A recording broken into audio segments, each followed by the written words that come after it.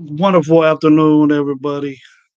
This is Coach Gravy from the Raider Nation Live crew, one of them. If you guys can hear me, give me a thumbs up uh, or anything like that. What up, Tubby? How you doing, brother? Give me a thumbs up or something if you guys can hear me. If you can hear me, Tubby, give me a thumbs up.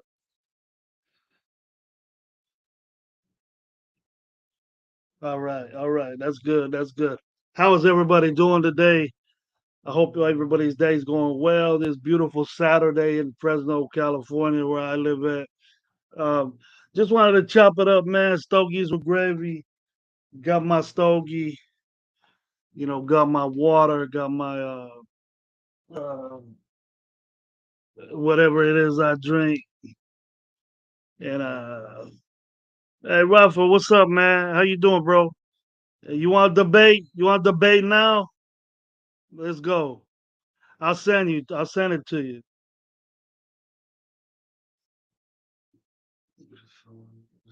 Real quick. The way however long it takes, freestyle show. However, you guys you want to go or see what's going on, talking about the Raiders or anything in general. What's up, Bearded Raider, man? How you doing? I hope you're having a good weekend. Anybody got to work, getting off work, uh, feel free to pop on your drive home or at home if we're just chilling, relaxing. Remember the sub Coach Gravy. I'm part of the Raider Nation Live crew with along with Raider Gabe and Dirty Low. We're having a show tomorrow and tomorrow evening I believe about 8 o'clock. So we're gonna pop it off right there. But just a freestyle show, just to sit back and answer some questions you guys had, and a lot of topics I've been hearing about. A lot of things going in motion. What we're gonna do in the draft. The combine's coming up.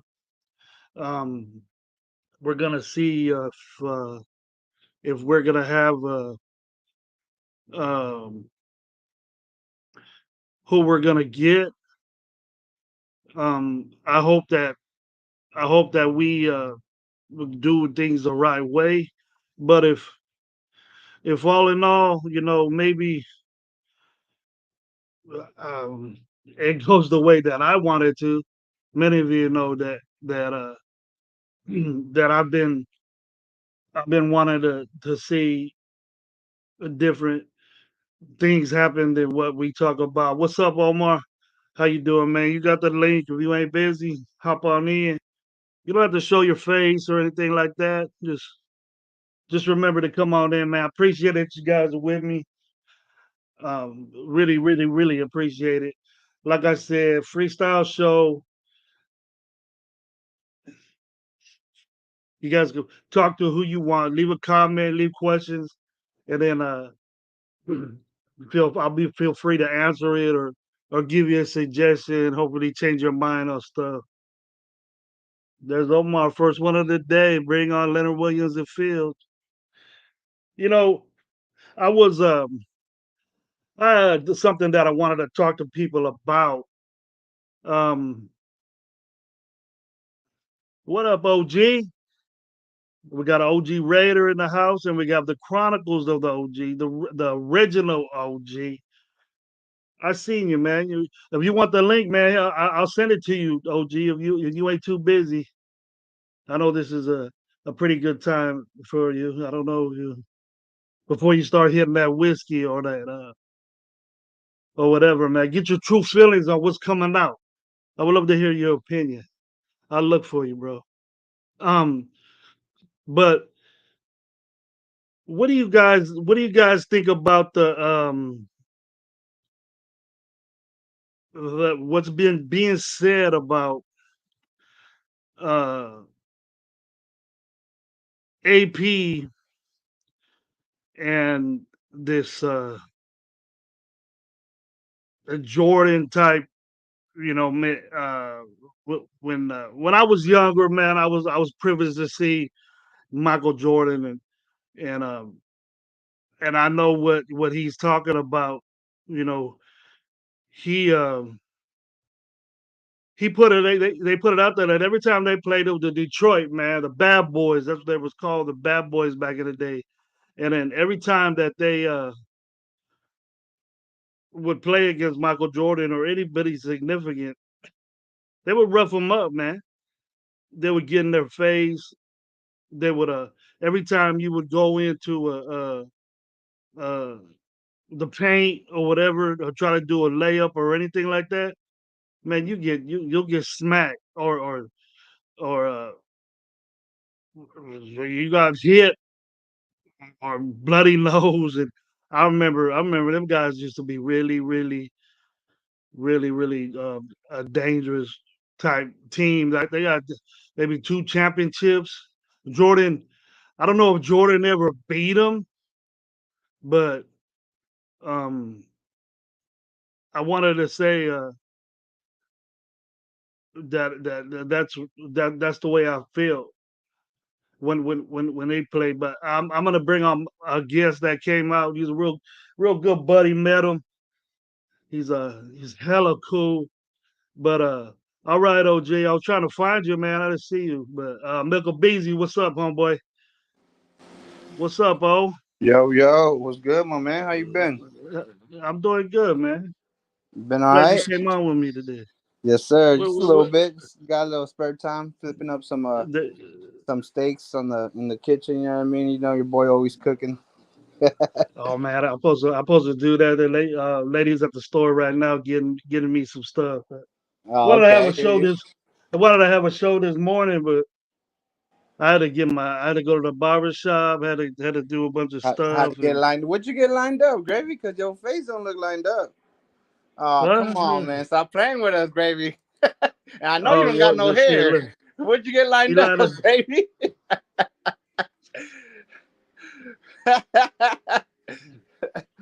Nah, man, I'm just that's playing with you, bro. I get the beard. Drew do the beard for me. Okay, So Drewski. yeah, That's the nation's barber, man.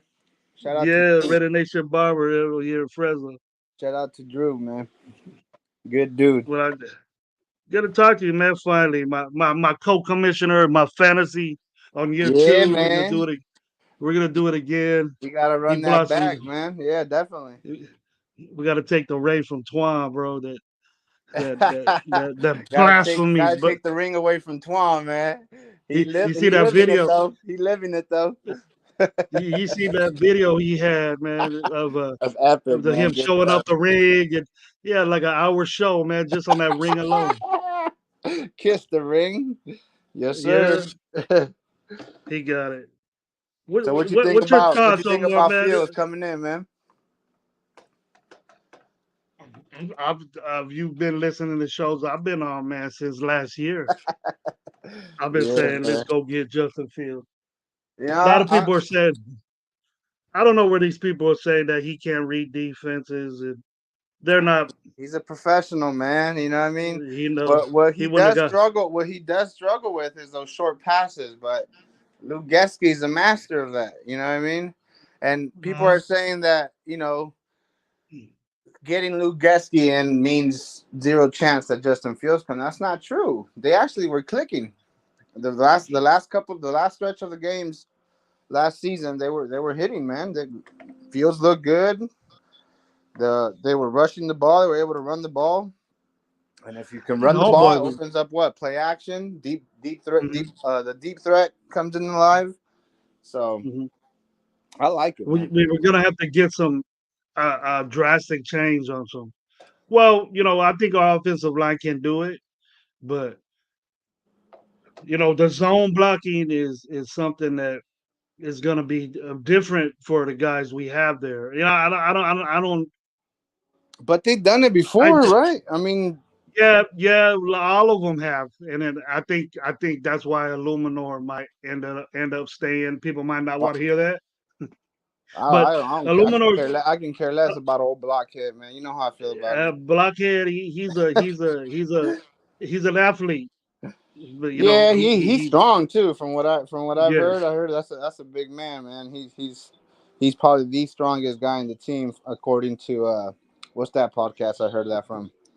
Was it the Max Crosby one? yeah, he was on Rush with Max Crosby, and he said he gets it in the weight room. He's Yeah, man, squatting, he be he's squatting squatting, the bro. grip. But you Yeah, got to be athletic to run that zone blocking. Your guards do. right. Your tackles, your Which tackles do which, too, because which it's kind of fits movement. the But mold of what we kind of have. We have mhm. those quick guards and tackles. You know what I mean? Yeah, but Dan Mumford wasn't ready for that. I think he was drafted, But but I don't know didn't if he Mumford was. play guard too? He played guard as well. Mumford's a big dude, though, man. Mumford was actually He drafted as a guard, if I'm not mistaken. Or who was the was guy that playing got drafted? tackle. He's playing tackle now. Well, yeah, he got moved into that. He got forced into that role, I guess. You know, Okay. but Yeah, I don't I see. believe I don't. he was actually drafted as a guard, if I'm not mistaken. I don't see no problems. People know that I've always said get Justin Fields. I think that the scenario what we should do is get a veteran, get your young guy, and then you can have AOC to make everybody happy. I guess but You guys laughed at me when I told you that AOC is AP's guy, man. He yeah. feels that he feels that he needs a proven up opportunity, a whole season.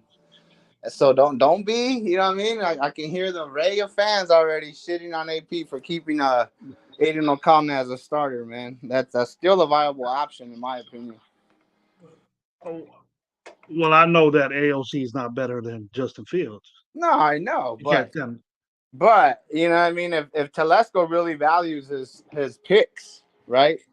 Because Mhm. he's not known for trading or even trading up or trading down at that. He goes with what he has.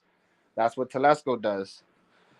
You Well, what know, do you think about what my boys are saying? I'll fuck the picks, fuck them, forget the uh, picks. trading. Let's go get Jaden Daniels. I'm for it, man. Fuck it. If you truly You with believe, that too?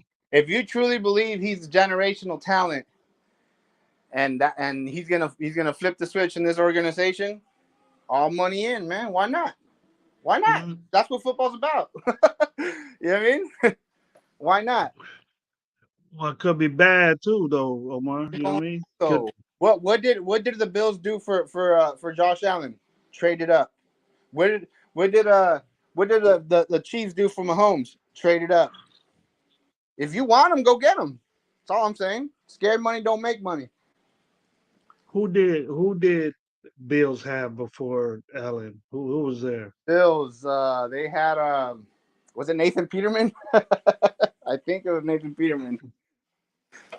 I don't know. Yeah, I think Um, Nathan Peterman was fresh. He was a rookie or something. He was a and you got Alex Smith, but Alex Smith with the Smith was all right. He was a yeah. But game didn't manager. Mahomes got drafted and sat on the bench? If I'm not mistaken. Yeah. Well, I believe he got hurt. Yeah, Alex Smith got hurt He right got, early. that's what threw Mahomes in. Mahomes in. Yeah. Yeah, What's but up, Mike G? How you doing, bro? Link is in the chat for you in your um, thing. these these Link these is quarterbacks that are coming out in this draft, man, are quote unquote generational talents. The Mays, the Williams, Jaden Daniels. hmm Those are considered generational talents. So if you want them, if you feel like that's gonna, like I said, flip the script on this fucking organization, you got to go get them, bro. You got to go get them. You can't be worried about if you're on win now mode or whatever the case may be, man. If you feel like Jaden Daniels is your guy, you got to give up the farm to go get him. That's the only way you're gonna go. Do you think we're in win now mode? You think we a quarterback away from causing any damage? I mean, shit, we were there yet last year, right? And what happened? The quarterback took a shit on us. Yeah.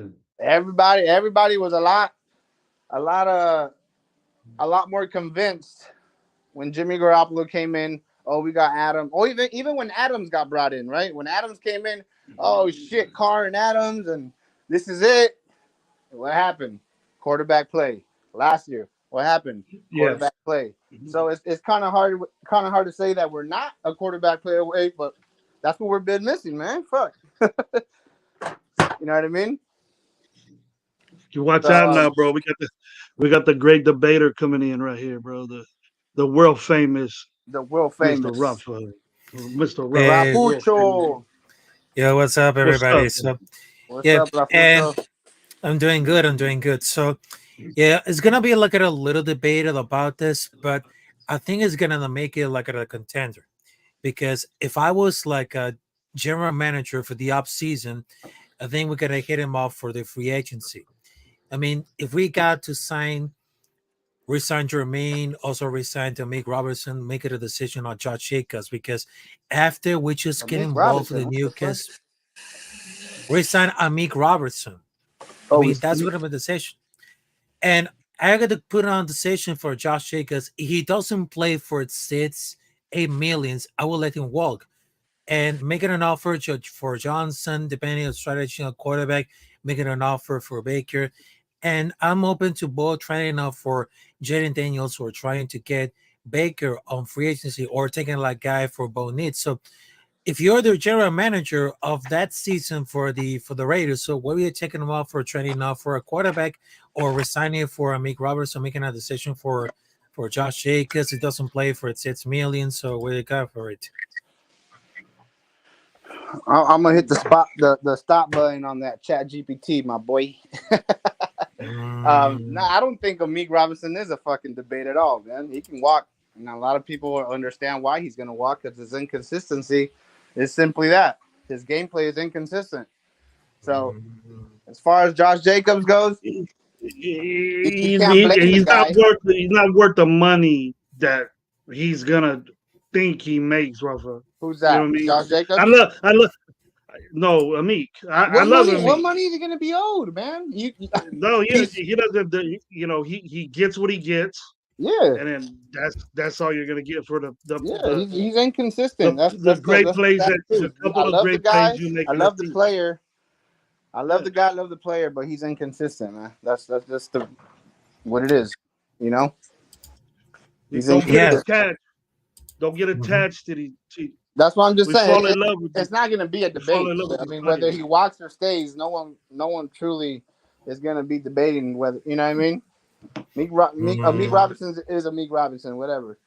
You know what I mean? Now, Josh Jacobs, you know, Now, John but Jacobs, you got to pay. they just moved the tagging value to, I believe, 11 point something.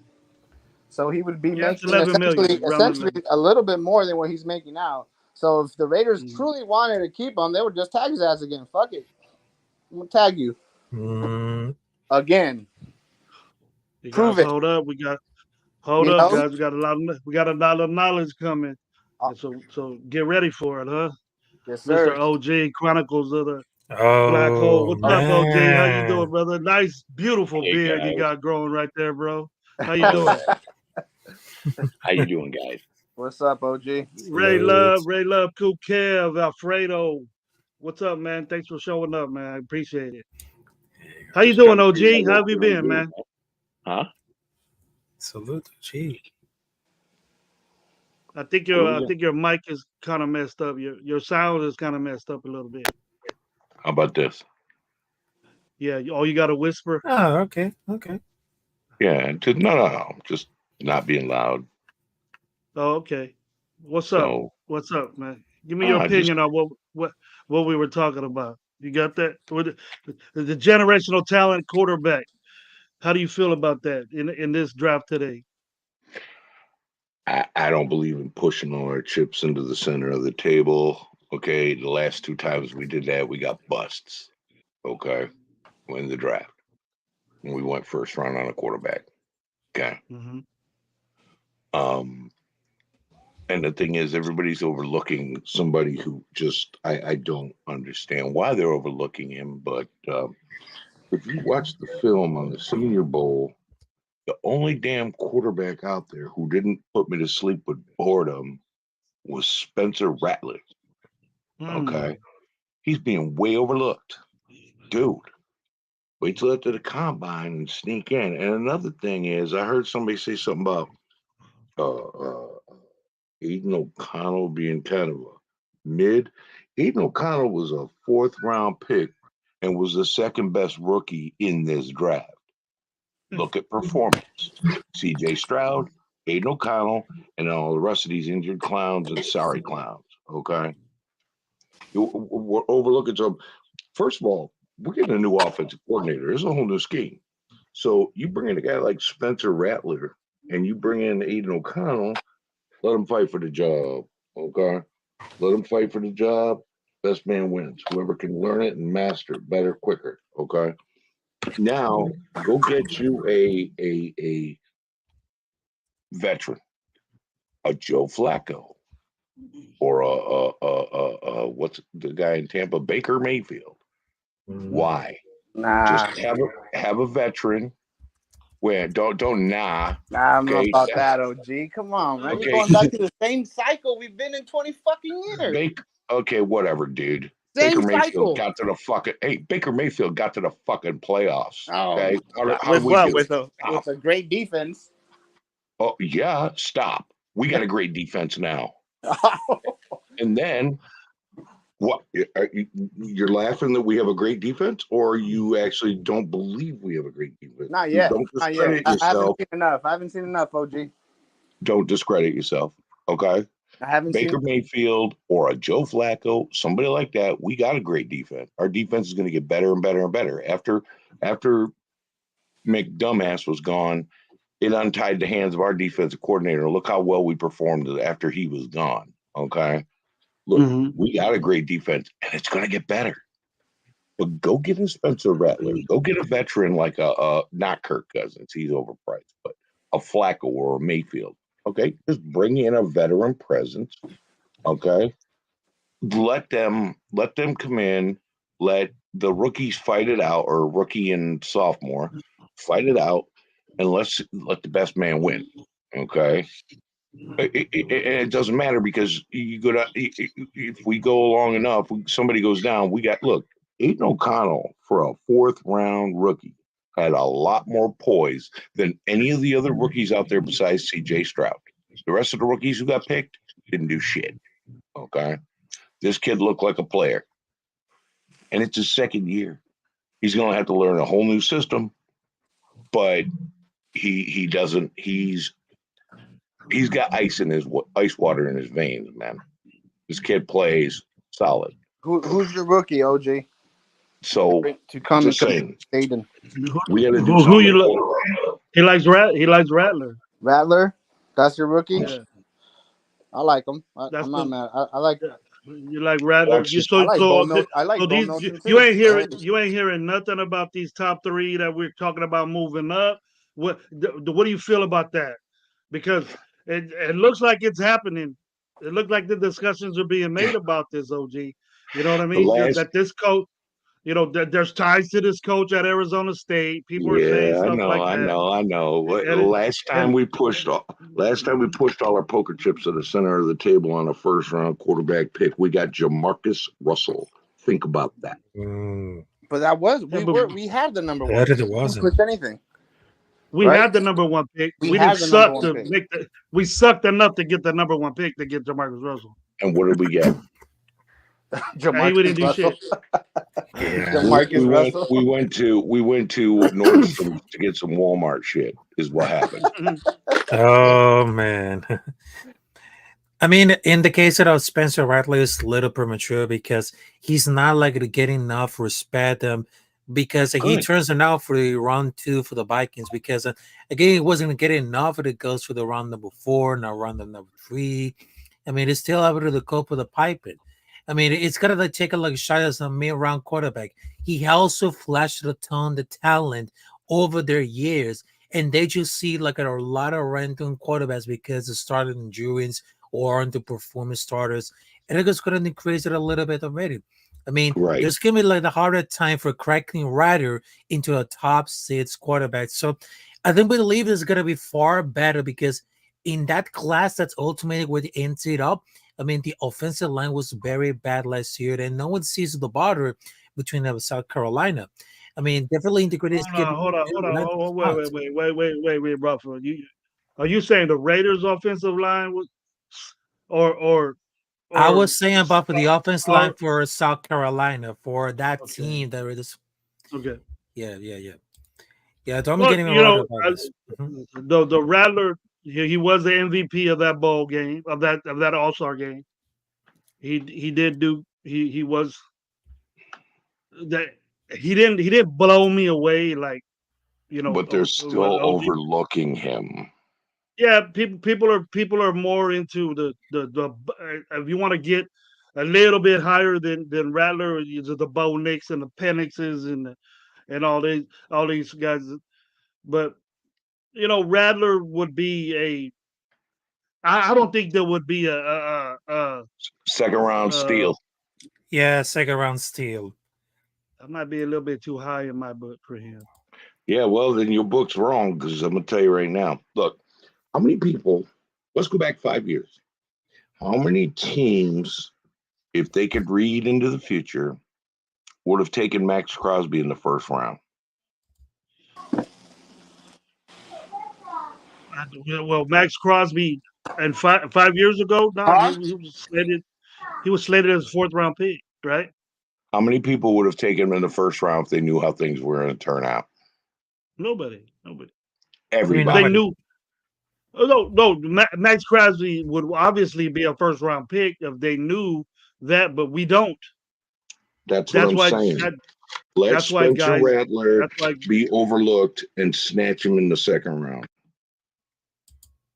That's a little too high for me. What you think, Omar? Is a little too high for you? I don't think you need to dwell on the past that much anymore, man. Like I've said, Hmm. we've Who are you talking about?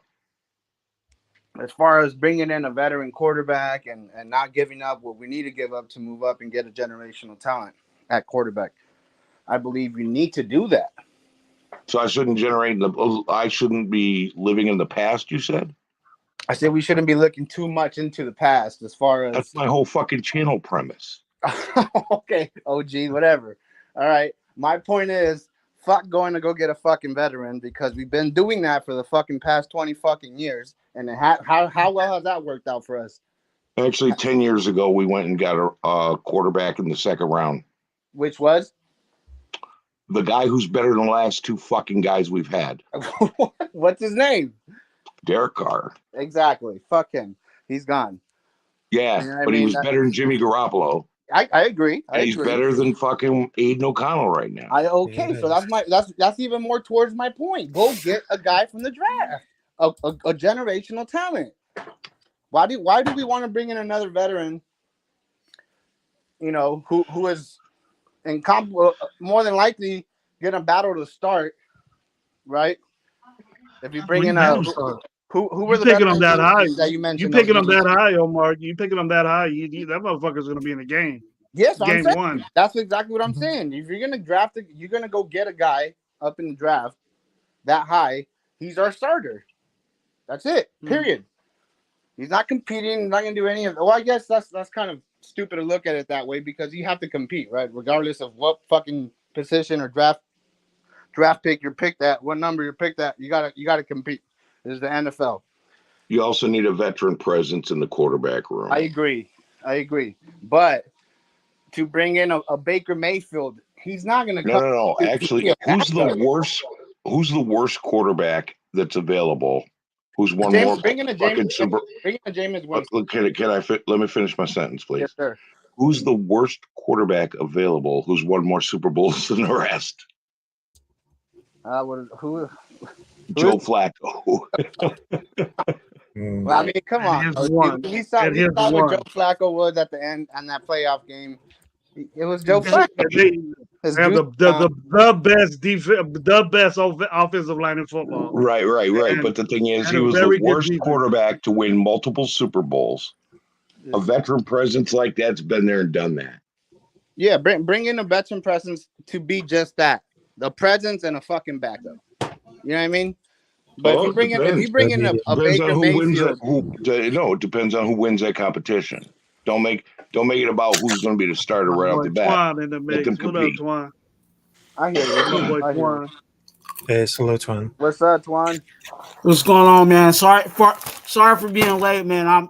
I'm in between some things. I'm supposed to be having a date with Shirley in about an hour or two. So I was waiting on your show got tired of waiting for your show, so I had mine. You talking about Big Shirley? Hey, you know me and Shirley got a thing going on. No, I did not. You save that for late night. You say that for the late night shows, bro. You got the afternoon, you minds. In the afternoon. Say Raiders on the afternoon time. Hey, Big Shirley you get you at the nighttime. Well, we got a heated, semi-heated discussion going. Nah, it's all love, man. It's lukewarm. It's lukewarm. It's lukewarm. OG comes in here and starts moving stuff around, talking about this Rattler. I didn't even think OG would even be thinking about Rattler, but I would think. Basically, OG, I thought you were gonna say, "Hey, Bo Nix, Michael Penix is the guy." No. That you came out with Rattler. I said, "All right."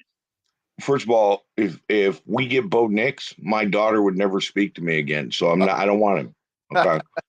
No, my daughter goes to Oregon. Okay. And she's a Rams fan, or a Chargers fan. She'd be mad. But no, the thing is come on, man. Okay, the name. You got that silver and black uniform and the word Rattler on the back. Come on, that'd be cool. What about Fields or something? Fields. No. Rattler. When you think of Fields, you're thinking of pretty. You think of a Rattler, you got a dangerous animal. I like that. I know.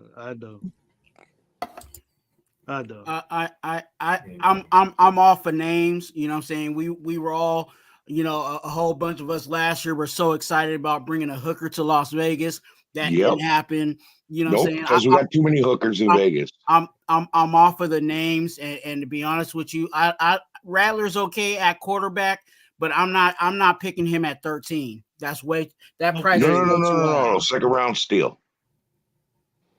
Okay. I heard you say a word. It's gonna be like a second round steal. You said okay. Yep. Okay is not good for me. I need great. Then you gotta move up in the draft. No, steal him in the second round, man. There is no grade at 13. Steal him in the second round, man. Yeah. If we're not gonna, we don't do a drastic move at quarterback in free agency, then we're gonna pull all our shit, forget them picks, and move up. I'm down with that. And we will not have picks for a couple of years.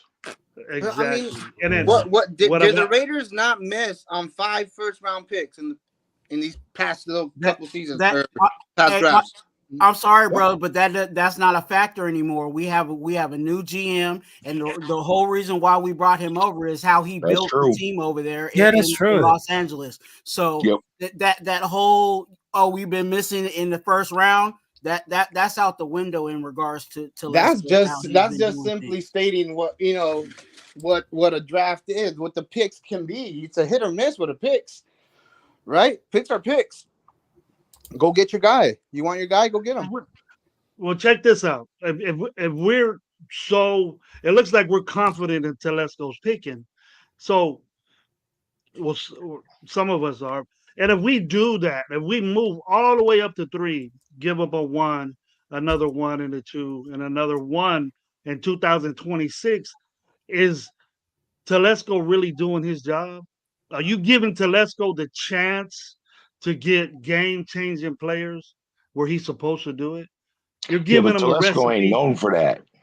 Telesco ain't known to move up or down.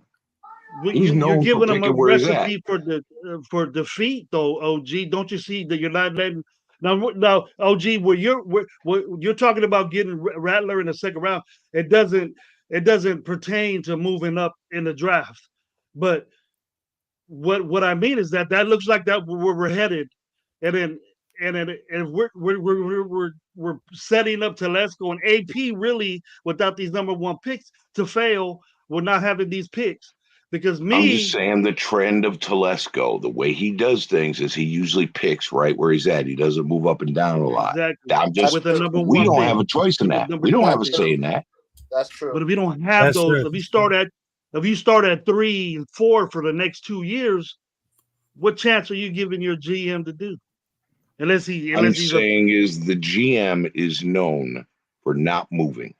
Okay, we're not going to have that decision. They are. Okay, but the GM is known for staying where he's at, drafting where he's at. He doesn't move up and down a lot. It's just how he is.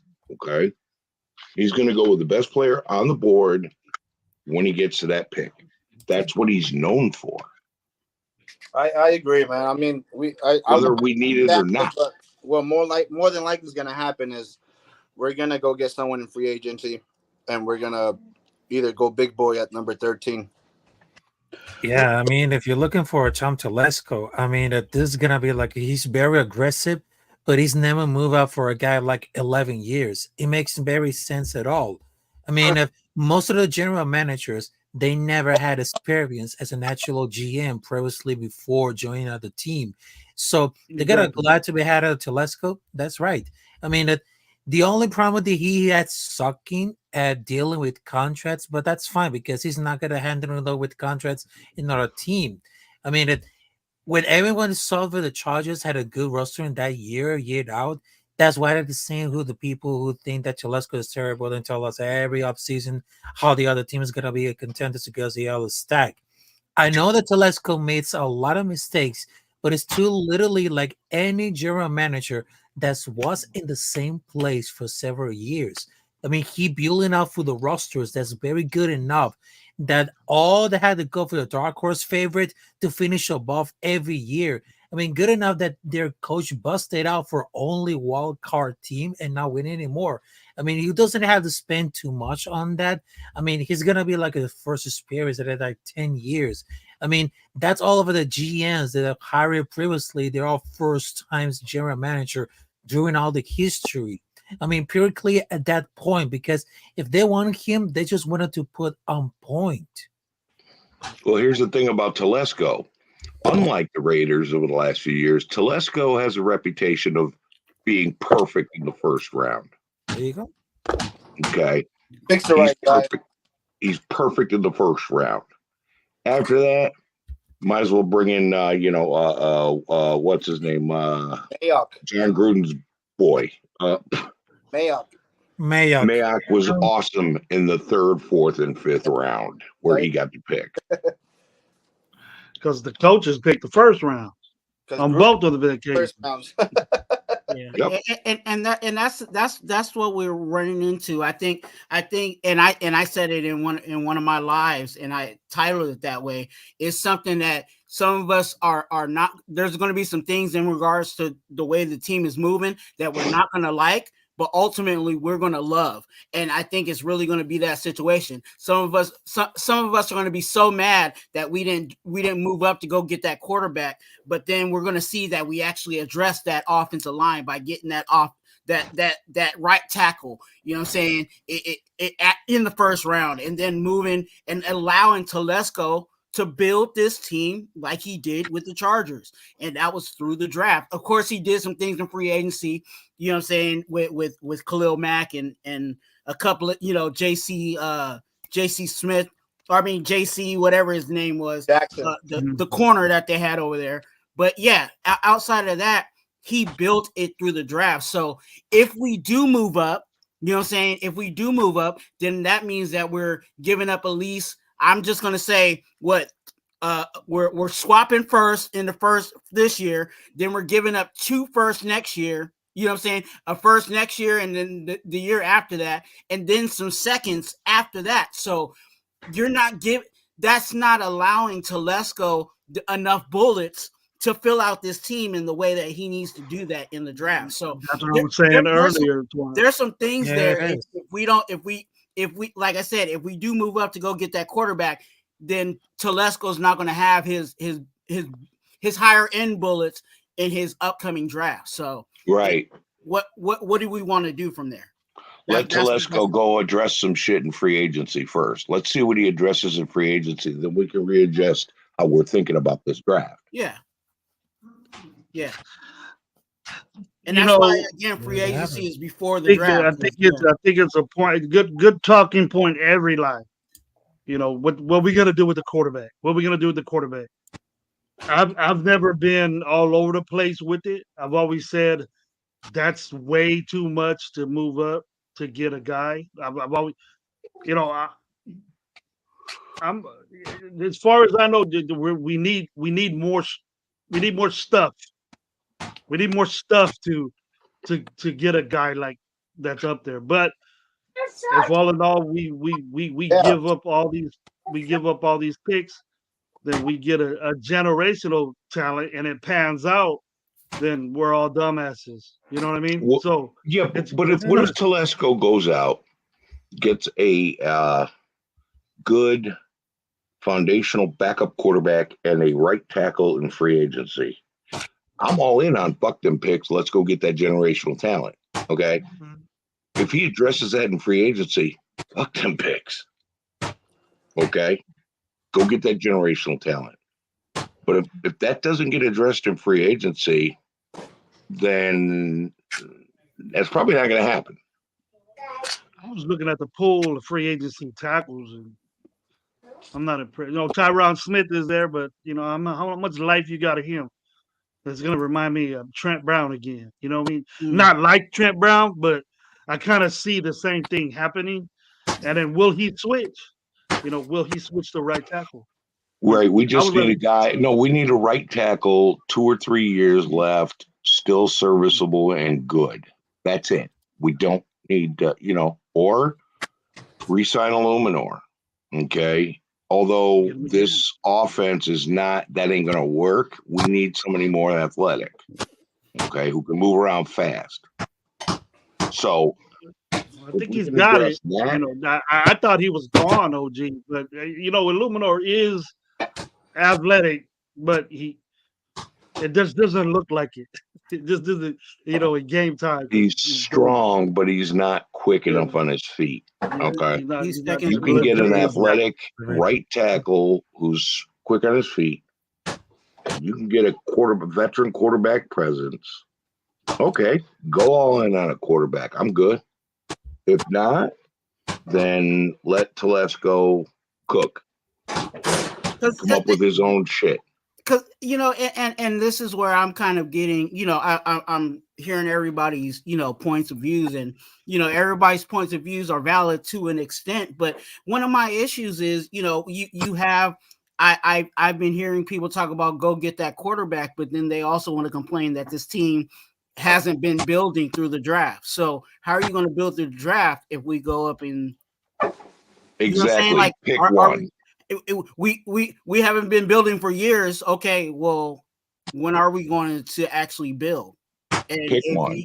If you ain't got the the wood and the hammer to build, then what are you doing?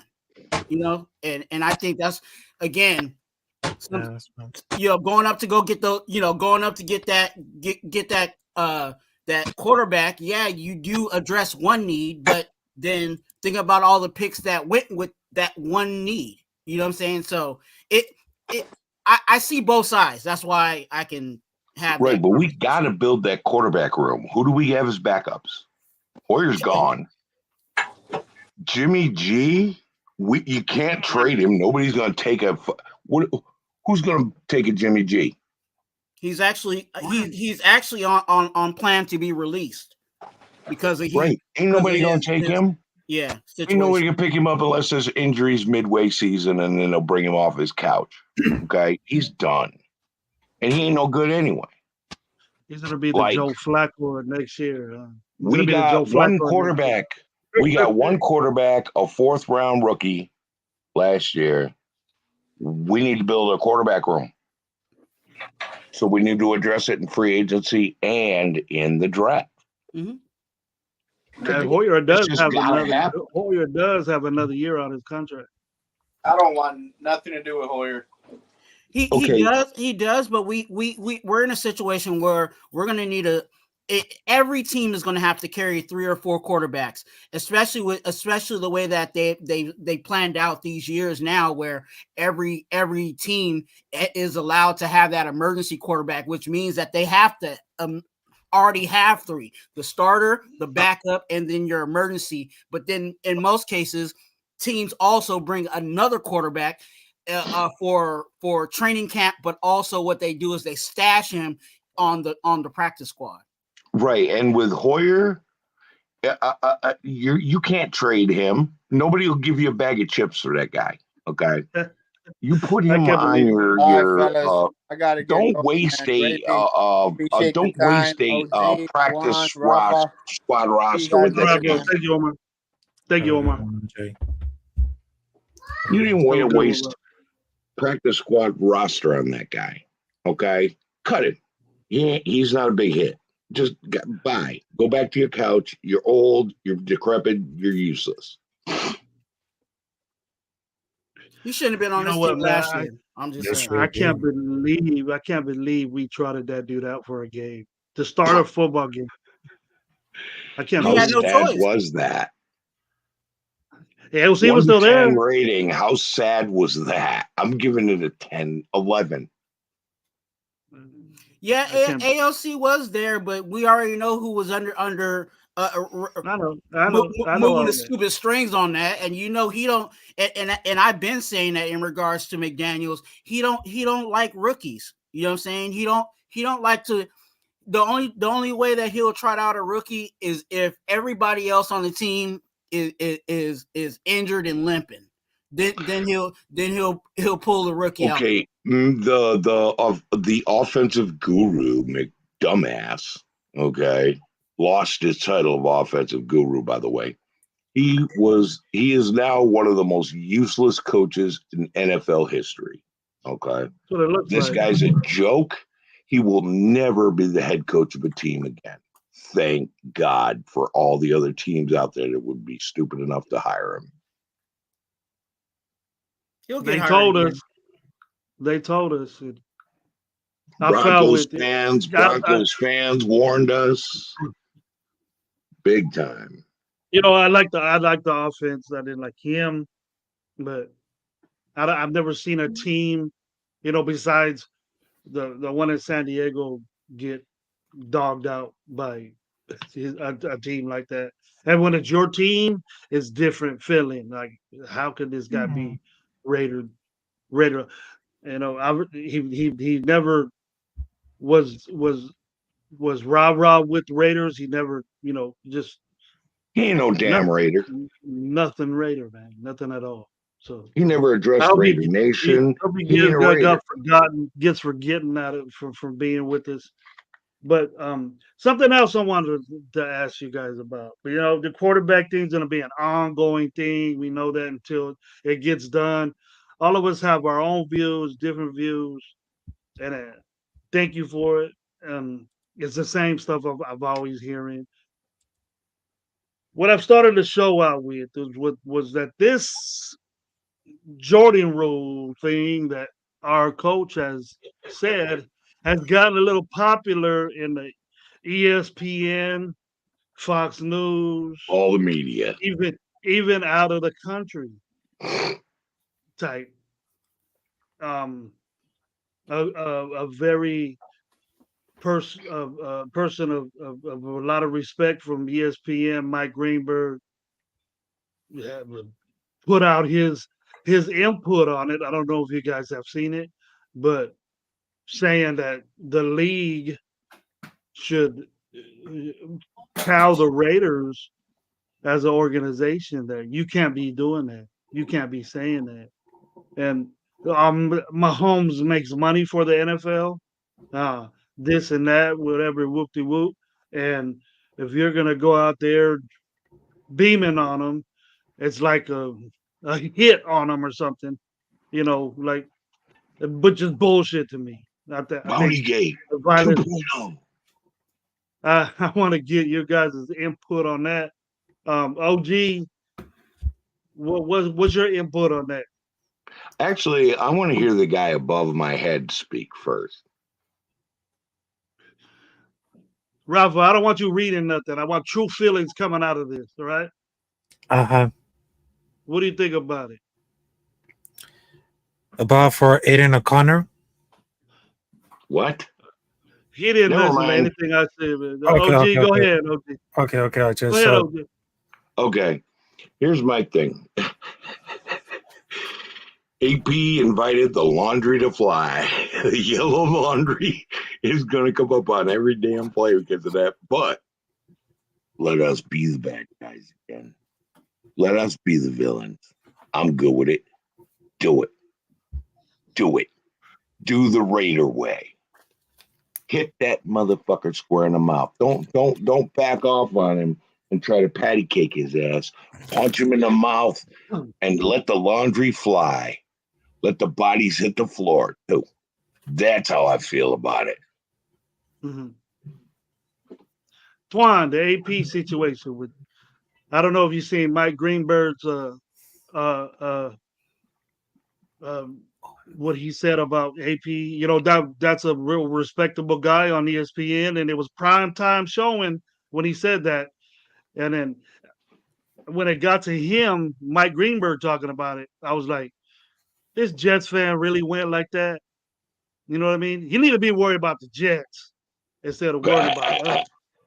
First of all. So, but if I don't see nothing wrong with it. The only thing I see that's wrong with it, with us doing that, with AP saying that, is that AP shouldn't have said it out loud. You know, us as coaches would say, "Well, fuck it, we you scheme game plans to get to the quarterback." You know, and it's at every level from Pee Wees to NFL.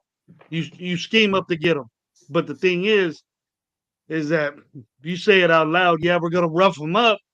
Then you don't know what roughing up means. Roughing up could be just around them. Something like that. The only thing is that I don't want to see the first flag getting popped on Crosby when it's a millisecond too late, and all these flags are coming out, and then we're gonna say, "Oh, here we go." What shit like this is gonna start happening because Mahomes, believe it or not, probably is the face of the NFL, and they don't want him to get hurt because he makes the NFL so much money. But hey, Mahomes losing makes the NFL money too. Losing to the Raiders on Christmas made the NFL a grip of money. So that the more he gets hit, well, welcome to the NFL, baby. That's the way it is going to be now. You want to stand there and think you're wearing flags and nobody's going to touch you. You got another thing coming when you play the Raiders. You're going to feel it. That's the way football's played. What do you think about that, Twan? Tell me what's up.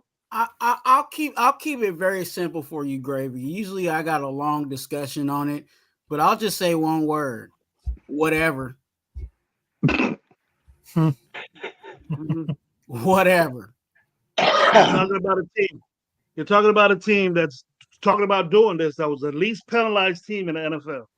Let's be the bad guys again. Once you take him to the ground, punch him in the gut. Let the bodies hit the floor. Let the flags fly. Bitch, we're here to fight. Whatever. With ill intent. But you're not going to say whatever, Twan, when you start seeing that laundry hit the field, bro. No, it's still trust me, Gravy. It's still whatever. Because you know what? The same way that our head coach was making this statement, he's gonna go up there and have that same energy when he sees mysterious flags that are susceptible. You know what I'm saying? He's gonna be up there like, hey, the refs is throwing flags at us. Crosby is gonna be on his podcast talking about flags. So I don't think they want to open that can of worms. So I think they're really going to pick and choose. You know what I'm saying? I think AP has a structured as a team, and just so far he has a structured to where we're physical, but we're physical in between the lines, and you know what I mean, between the lines when the whistle blows and when the whistles, you know what I'm saying. When it's time to go and when that whistle hits, you know what I'm saying, when you stop the play, our boys are smart enough to do that. You know what I'm saying? Of course, we have our safe, our corners like Jack Jones that they mouth off and they may push and shove, but we see that with every team. So I think the physicality part of what AP was trying to say, it's there. It's structured. We didn't see too many flags of them. They didn't throw too many flags at us when we were being physical against these teams. And I think every game that we played since Coach AP has been been the head coach, we've been a physical team. You know what I'm saying? And I don't think that's gonna go anywhere. So all these reports on, oh yeah, hitting a quarterback. Whatever. Ain't that what you're supposed to do? Didn't Myles Garrett and TJ Watt and Max Crosby just have some arguments in regards to defensive player because their job is to hit the quarterback? Whatever. Let the laundry fly as long as we win. They make more rules to protect the dude. But if he's running around trying to make a play, just let him throw the ball. No, hell no, I ain't doing that. You're gonna get hit. You're gonna get popped, bro. You're gonna get popped because you're running with the football. So that means you're a runner and you're gonna get popped. So don't crying because you fumble the ball. Don't cry because you get sacked. That's what they're doing. They're getting sacked. They're looking up right at the referee. Oh, he hit my head. He did? And throw a flag. When they didn't even see this shit. And we see that, especially, you know what I'm saying, we see that a lot even with Mahomes, where, Mahomes get hit and Mahomes is on the ground and all he does is raises his arm up like he's throwing the flag, and all of a sudden a mysterious flag flies out from that area that he raised his arm. So, there's of course there's the bias in that, but okay, whatever. So when he does that and you take him to the ground, drive a punch into his gut, make fucking sure that it's a penalty. Hit him so hard that he can't breathe, take him out of the fucking game. Fuck him. Let's be the bad guys again. I like that as long as we win. You hit him enough times like that, he's not coming back in the game. We win. Fuck him. Yeah, then Nowadays, for that case.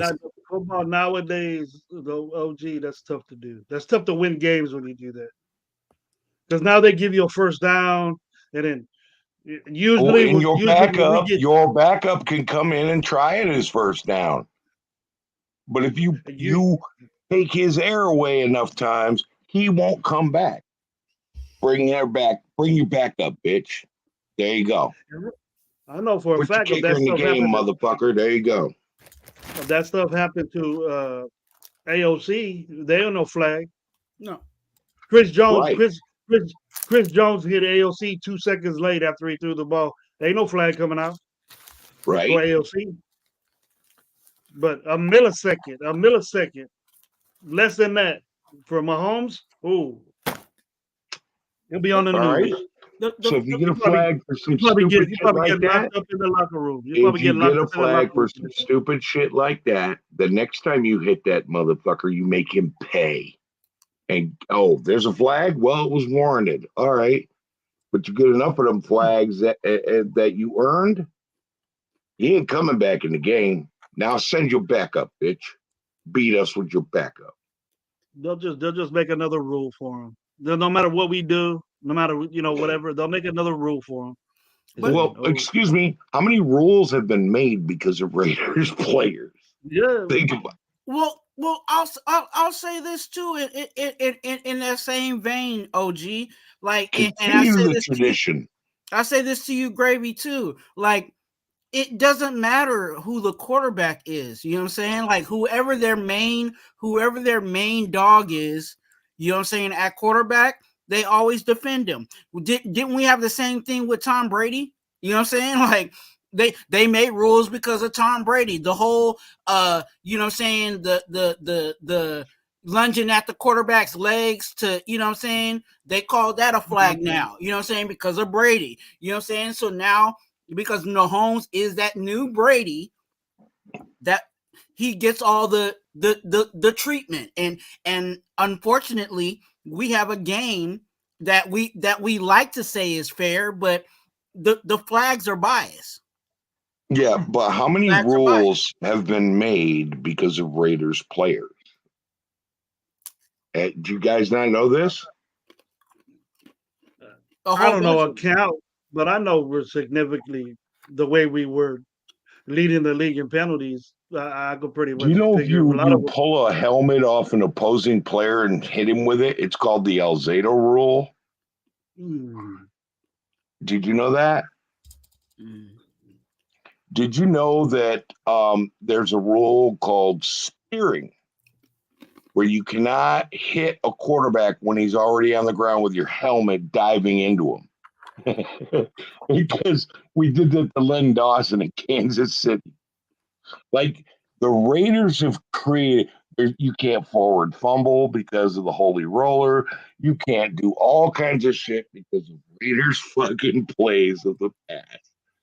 And you know what? Let's create some more fucking rules and continue the tradition. Mm-hmm. I didn't like it. What Greenberg said. I don't think it was. I don't think it was. Fuck Greeny. He had it. I don't think he has any.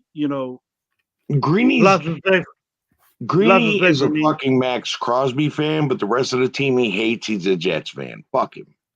Yeah, I feel the same way about him. His logically, he's up there as far as ESPN is concerned, and he talks good game in football. So I listen to the dude, but once you start talking about my squad, bro, that's it, man. Greeny's biggest wet dream would be Max Crosby to the Jets. Oh, he was talking all this shit. Then 22 seconds, his quarterback's gone. So after that, he started hating everybody out. Mm-hmm. It ain't our fault. It ain't our fault that his quarterback went down 3 plays. Didn't even get a first down.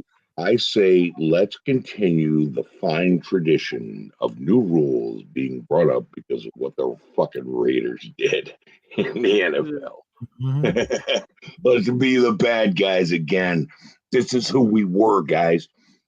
For the younger viewers out there, let me explain something to you. There is a quote. Let me sum it up. A lot of these younger guys been asking me, what's it mean to be a real Raider? What's it mean to be real? Okay, let me explain. Al Davis once said, the rule of football is to take what they give you. We take what we want.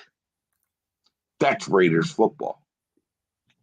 That's Antonio Pierce's way. That's the Raider way. We're getting back to the fucking Raider way. Dude, the last half of this season, it felt old school Raiders again. Let's be that. Let's do that. Let's do it our fucking way. And let the NFL create a bunch of new fucking rules because of the shit we pulled. That's the villain Raider way. With that, I'm going to bid you guys adieu. I'm going to bed. And I just wanted to pop in because I haven't been on a live in a while. And Gravy, love your channel. Love your products. Tomorrow the beard's gone, the hair's gone, all it's gone. It's getting warm, man. Getting warm, bro. But I'll be back next year, and this beard grows from September to February. It's pretty good. I remember that, man. The products I remember I got that. I'll send you a box, man. I still got your address. No, man, I'm still. Give me another year. I still got plenty of stuff left, bro. All right. But I give you a lot. I remember that. Yeah. And I didn't know how to use some of it and wondered what the fuck is this thing? The labeling. We got to talk about that. Yeah. But it's all done with, man. You settled that problem real good. Raider Nation, listen, we're gonna be Raiders again. The old way, the right way, the Raider way. Under this coach, fuck yeah, we're going back to it. And we're in good hands. We just got to figure out what the hell we're doing. You have a good night. Good being on this panel. Rafa, Twan, Gravy, good talking with you guys. Pleasure, bro. Y'all have a good night. Pleasure, OZ. As always, man. Always. Have a good night. All right, Rafa. You get your shit together. Let's go. Yeah, I'll get my shit together because I will tell for this one.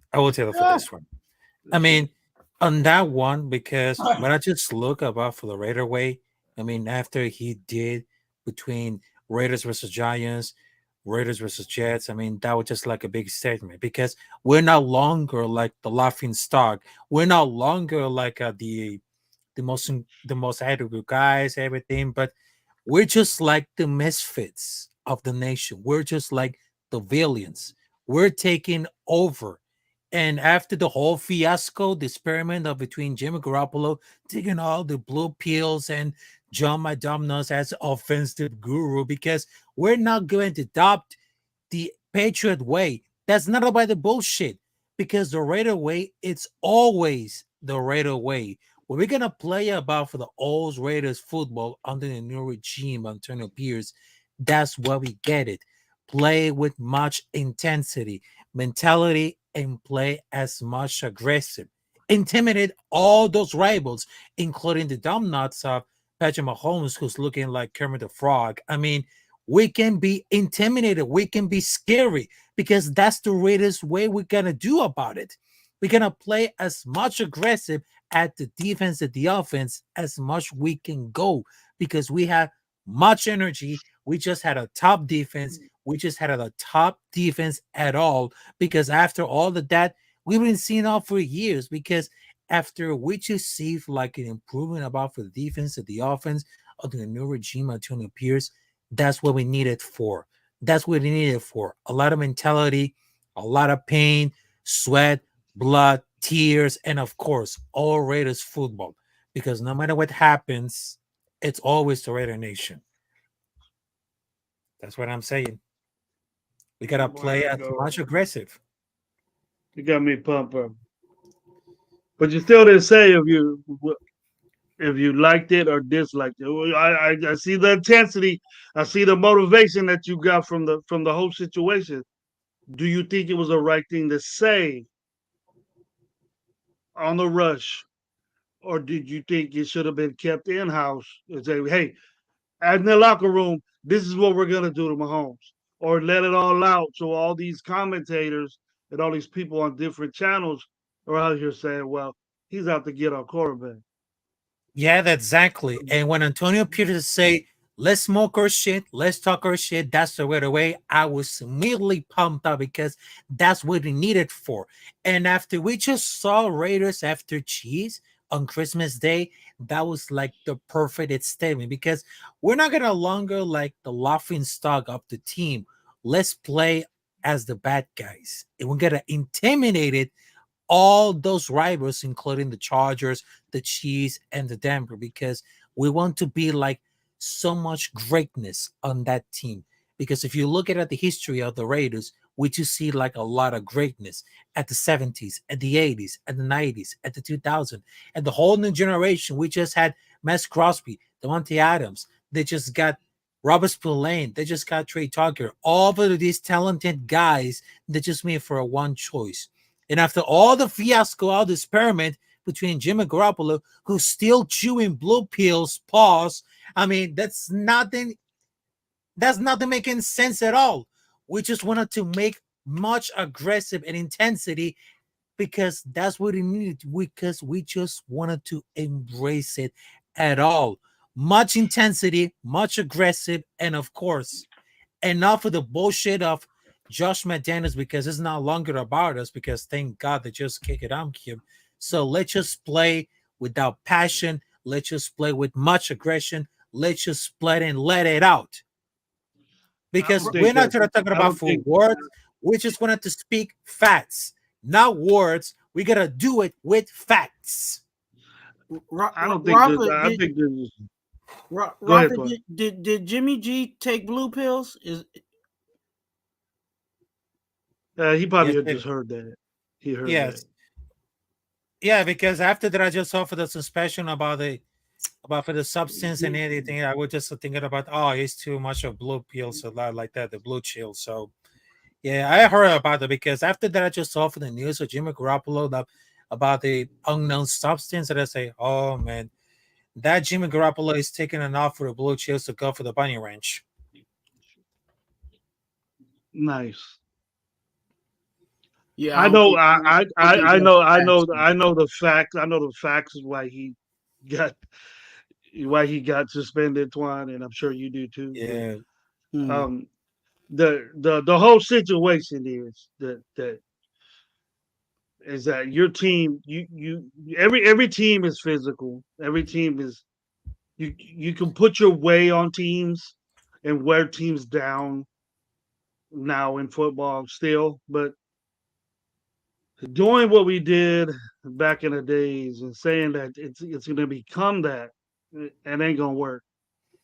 We'll go from least penalized team to most penalized team, and that's something that I don't want to do. So, being the least penalized team, hey, is great. That's great. But you're somewhere in the middle of the pack or at the bottom. It's no shit to me. But what hurt you is when you do shit like that in third down, and then give them a first down, third and long and stuff. That's stuff that I think about. You go, you can't tell me that a football player is not out there or a Raider player is not out there with intensity. Does not want to ball out. Mm-hmm. He wouldn't be in the NFL. He'd be playing on this X League right now, yeah, or something.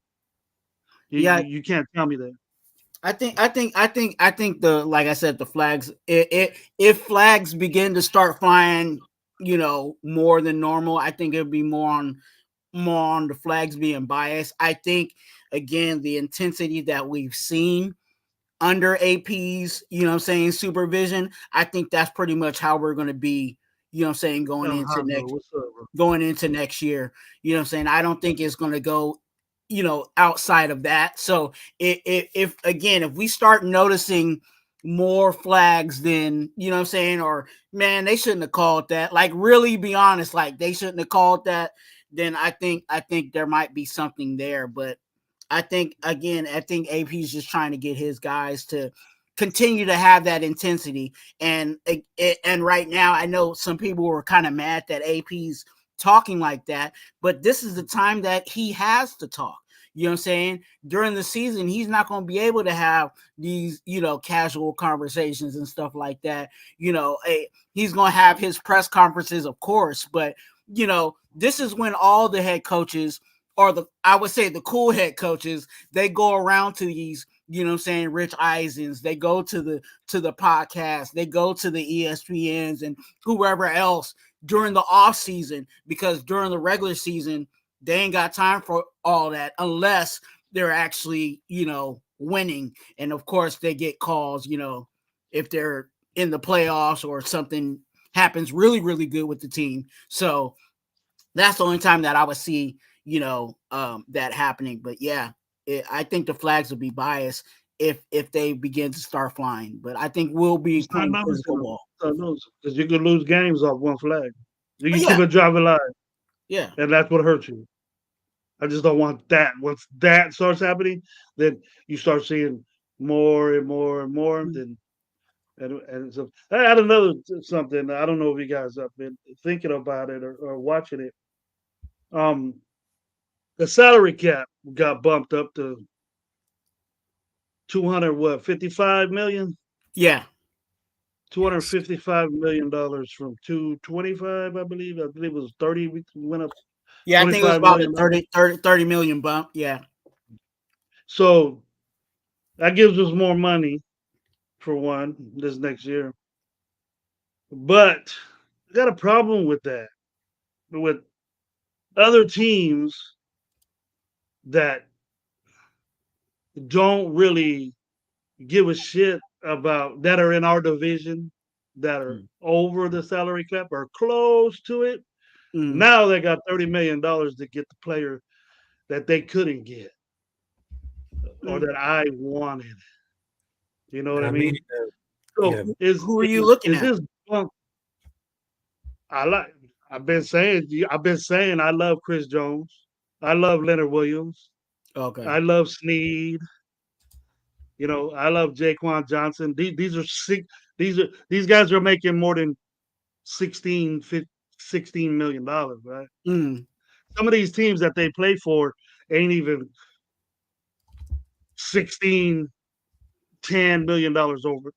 They're below the cap, above the cap by that. So what happens to these teams that get this extra money? Have you ever heard of a team getting penalized or they just lose a player? They just lose a player. So that and pick up another one. You know what I mean? And pick up another one for cheaper, an older one. That's bullshit to me. That's bullshit to me that Kansas City now can afford Snead and Chris Jones when they had to pick one or the other, and who were the Raiders looking at? I think that was going to happen regardless, and as much as as much as we some of us may hate that. I think again they're gonna franchise, they're gonna franchise Jones, and then every year or so, what I'm saying, based on the TV money that they make, the cap goes up. So everybody's got that 30, and that's why it's a positive for us because we're able to add that to what we already have. And then I also say this in the same vein, there still is a possibility, that the the franchise the franchise tag, he ain't going anywhere. But Snead, if they decide to, if we really wanted Snead, all we would have to do is just slide him a couple of more than what, I'm saying, what the Chiefs are trying to offer him. And if it just depends on what he's looking at. Does he want to get paid, or does he want to, I'm saying? Like players have two options. Either they want to get paid or they want to win. You know what I'm saying? And sometimes based on that is how much they ask, for in cap wise. So there's still negotiating power for us to get a guy that we want. Even with everybody getting that 30. When you look, when you look at a team like New Orleans, that's almost $100 million over the cap. They're like giving them a stimulus check, bro. You know what I mean? Oh, okay. Well, here's some extra money that you could be. Oh, they'll give you some movement so you could be all right. And then you still making moves. You know what I mean? Even though you're over the cap, you're jacked. You ain't gonna be able to do shit. But ain't nobody going to the Saints. So Yeah. but teams that are like that, it's like giving them a free stimulus check to say, hey, now you're even, you're cool. You get whoever you want now. This year. Something needs to happen to these teams that don't give a shit. And the teams that do the work to be under the cap to get free agency, you know what I mean? To do things like that and that are still good, they should be punished. You know, what happens if you're eight? Shoot, you don't think the Saints should be punished? You're $80 million over the cap, dude. Almost $100 million over the cap. Oh, here's $30 million to make it better for you. Like the Saints are good. The Saints are good. It's better for the NFL. Well, no, you know what I mean? And that 30 million again, it penalizes everybody, but that 30 million is because of the TV money that they make overall. So because it's like, for an example, if ESPN was charging us to be on TV right now, right, and all three of us were on panel and we were doing the job, right, because we're all different teams. You in one city, I'm in one city, Rafa's in one city. Well, that big check that ESPN gives this channel, right, it gets split three different ways because that's how they do it. So that the billions of dollars that they made on TV is divided against the 32 teams, whether they're below the cap, whether they're under the cap. Like, I don't think they should get it. You're significant. You're $80 million over the cap. You don't deserve no money. Yeah, but I think that there's lots of money to play around. I mean, our personally is gonna be like a big ticket signing on the offense or the defensive line, because alternatively, we need to improve the linebacker and safety depth. Those starters in the positions are very solid, but when they had injuries, you can literally see the drop in level between Devon Diablo and his replacements. I mean, what to get in mind to get in like a true third down running back and a better backup tight end. And the last season, we just like the third or fourth team in effective cap space at the time for the year, because there's a lot of free agency we should try to resign. I mean, there's Robinson, Hall, Jenkins, Nichols, Butler, Palomao, Carter. I mean, they might be like at the personal to get it seems like very odd, but it's kind of like it to people who just realize that when the post cuts June, so they get the money off the books until June 1st. I mean, it could be like, because it could be happy like at a 7-1 million to put it out to roster in free agency. I mean, it's whatever happen to go for it, and I'm much rather, because there's one free agent that I would love to go out to it, because I just saw for the film study of Christian Wilkins from Miami. I mean, he's younger, upcoming. The cornerback class is very strong. I mean, we can find like a solid starter at the first and second round, and add Brian Faxon on that list. It'll hear out like an additional 2.6 millions. Raiders about to get a number 13 pick, and they're telling that Brandon Faxon. Brandon Faxon, he ain't gonna be on this team next year. But they will fill it out for additional 2 million, but that former winning team deal. So it could be like a major improvement ahead. So I mean, it could be like very interesting how it's able to bring free agents for less. I mean, if you're saying, Rafa, that we need to get a corner first or second round, I don't think. I think our cornerback room is the best it's been in a long while. Our defensive line made that.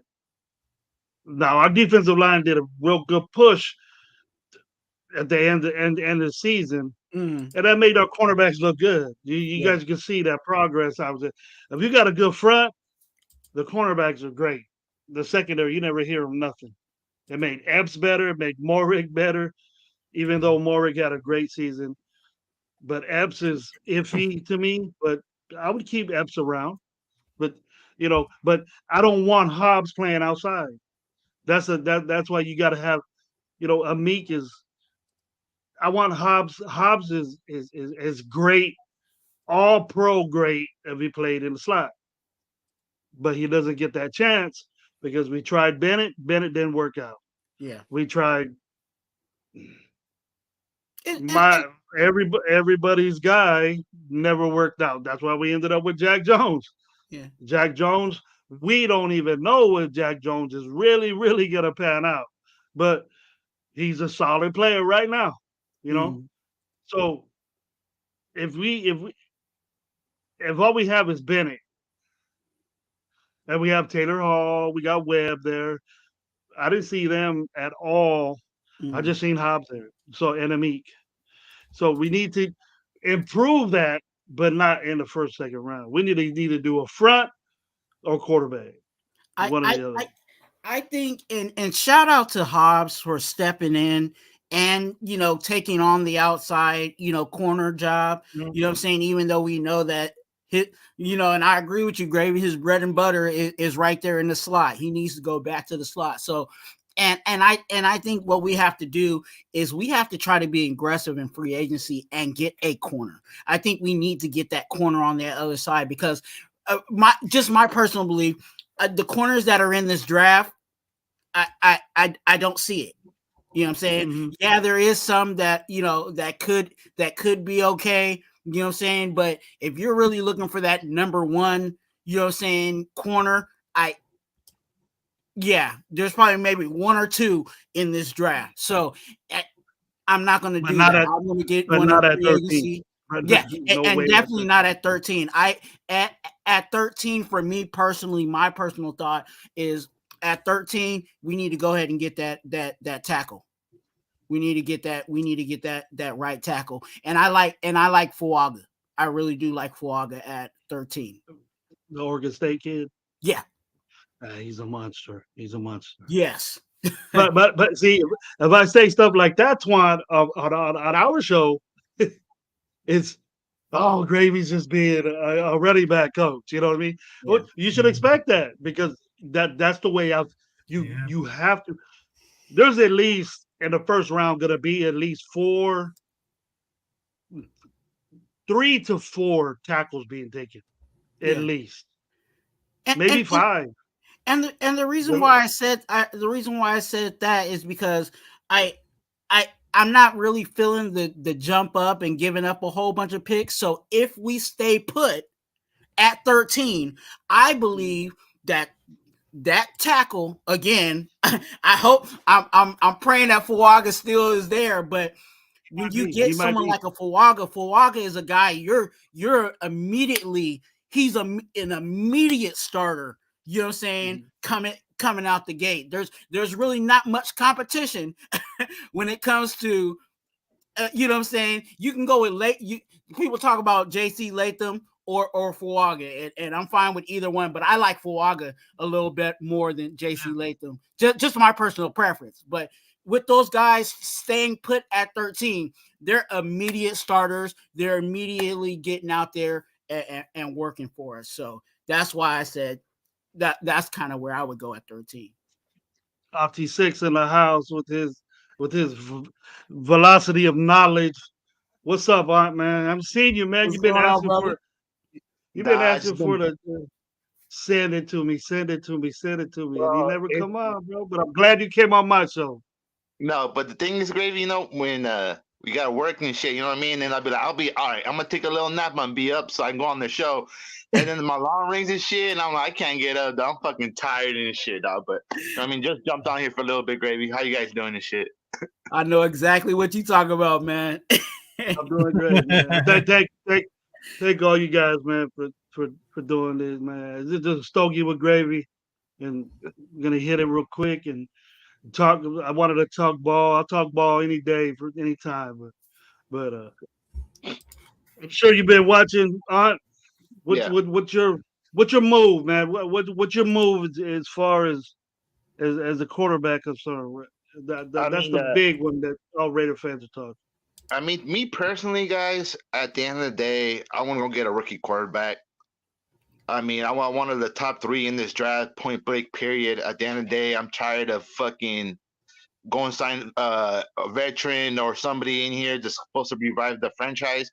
There's not a lot of fucking Jim Plunkett's and Rich Gannons out there in the world that are gonna come in here and fucking turn around your program and lead you into Super Bowls. At the end of the day, I want to get our own guy in here and develop him. You know what I mean?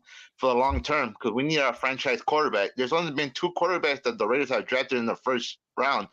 You know what I mean? I understand they didn't work out, but at the same time, you can't hold what happened with Jamarcus Russell on Jalen Daniels. That was the past. That was a different regime. He's a different player. It's a whole different story. You know what I mean? Just like we had bad luck drafting cornerbacks from Ohio State doesn't mean that we're never going to draft another cornerback from Ohio State. Just the ones that we drafted were the wrong ones. But at the other day, too, I have an issue, too. I don't understand why all these fucking Raider content creators, some of them are asking us to draft a receiver in the first round and shit. You know what I mean? All of a sudden, shit, like, you know what I mean? Telling us to get rid of Adams and shit. Like, I don't know, bro. I'm just tired of all this flip-floppy, washy shit during the offseason. You know what I mean? I understand there's not a lot of shit to talk about, but for you guys to be pulling shit out your ass and just trying to make stories or shit to talk about, you know what I mean? I'm just over it. And the thing is, with AP, everybody's saying, "Oh, why do you say that?" Well, what the fuck he's supposed to say about Patrick Mahomes? He does need to go down. This whole world and thing is so pussyfied now that you can't even talk about anything or say anything like that with somebody getting in their feelings or fucking butthurt. You know what I mean? It's not like he said after the play, we're gonna fucking throw him on the ground and make him our little bitch. No, he just said that, you know what I mean? You have to get at him, just get a little physical with him and get in his head. What's wrong with that? I'm just tired of this bullshit with everything going on, dog. I don't know, dog. I'm just ready for free agency to start, so we got some shit to talk about, and hopefully we can get rid of Garoppolo and Hunter Renfrow so we can get some cap room so we can get taking care of some of these needs in free agency. What are you gonna do with that Renfrow jersey you got there, Nanti? I'm gonna put it away with the Derek Carr one, my Khalil one, in the garage in the little box. And once they retire, I will wear it again, and they're out of the league. But until then, they're all going put it away in the box that I don't talk about no more. So you got a Renfrow jersey for real? Yeah, I got a Renfrow jersey. I got most of the players on our team. I have jerseys for, dog. That's why it broke my heart when when Charles Woodson left and shit. You know what I mean? When Khalil Mack left, I had all their jerseys, bro. And it just breaks my heart when all these supposed to be cornerstone players of our team just get up and leave and shit. But at least Charles Woodson won the Super Bowl. But it's just hard to see Khalil Mack leave and him going out there and getting 5 sacks against us and shit. You know what I mean? Thanks to Josh McDaniels dumbass that didn't want to double team the whole game and shit. But that's another story for another day. There, bro. I was there, and it would have been more if it would have been more. I think maybe Mac felt bad for the dude. It would have been more. Yeah, but the other thing is, I hear you. You got to be insane to be on a show and say, "Hey, we need to trade DA to get another receiver." I don't believe in that. I've heard it before, and but if you want to talk about the cap, usually I'm not really into the Raiders' pockets, but if you want to be over the cap, then go ahead and get rid of DA because he's owed guaranteed money. So we're gonna be strapped pretty much when we get rid of DA. I think, and I see the fight. I see the like I said, I see both sides. I see the frustrations of, okay, DA's contract is kind of hefty, but also at the same time, I'm looking at this aspect of, I don't think Luke Getsy would be here if it wasn't for DA. You know what I'm saying? Yeah. So obviously DA is in the plans.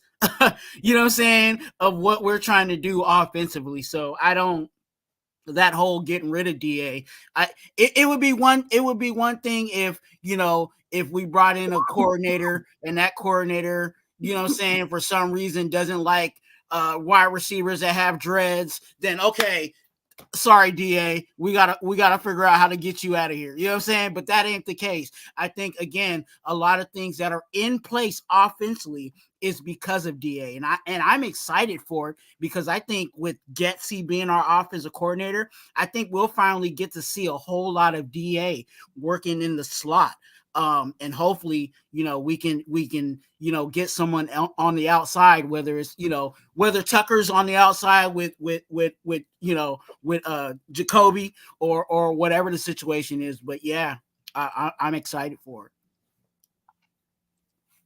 I think our wide receivers are solid. 1, 2. I think Tucker, he just needs to concentrate a little bit more catching the ball. Yeah. And that's what usually the problem that rookies have is, they're gonna feel that hit, bro. Slot receivers get hit more than any other outside guys. So And if and he's, I think he's gamed up to be that.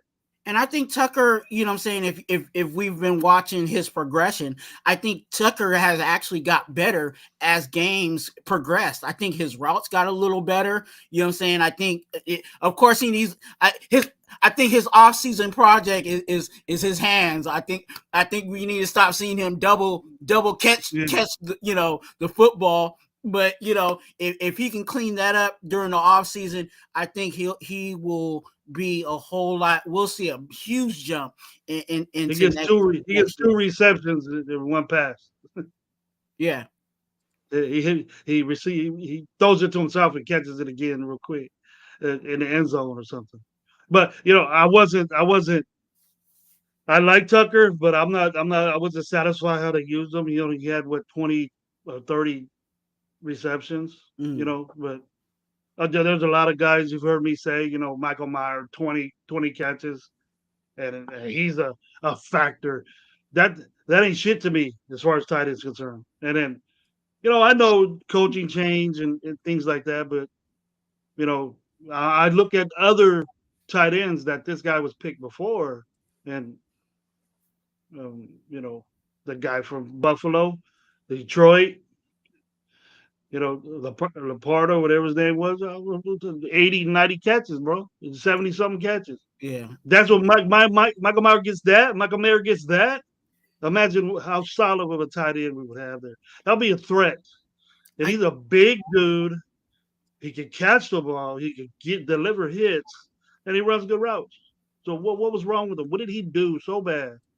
I think he has all that, Gravy. I really do think he has all that. I think really what it was, and like you brought up some names, but I think a lot of those guys on their team, they're either when you look at options, they're either the number one option for their pass option or the second pass option on their team. And I don't think here you know what I'm saying, you already know who's the first person that they're looking at in regards to catching the ball, and that's going to be Devontae Adams. But outside of that, it was Jacoby Myers. So you know what I'm saying, now you're saying, okay, is Tucker going to be our third option pass wise, or is Mayer going to be our pass option third wise? And if he's our third option, how many touches is our third option actually going to get? You know what I'm saying? And am I going to put you said Laporta, right? Laporta was one of their main options over there, so obviously he was getting a whole lot of looks, right? I don't think Mayer is going to get those many looks. You know what I'm saying? Like over there in, what was it, Detroit, where Laporta's at? Oh man, they got Reynolds, they got plethora of receivers. They got the Sun God over there. Yeah. So they got two running backs. So pass options. Tell me pass options.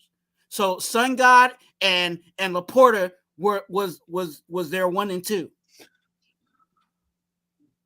No, Laporta became probably 2.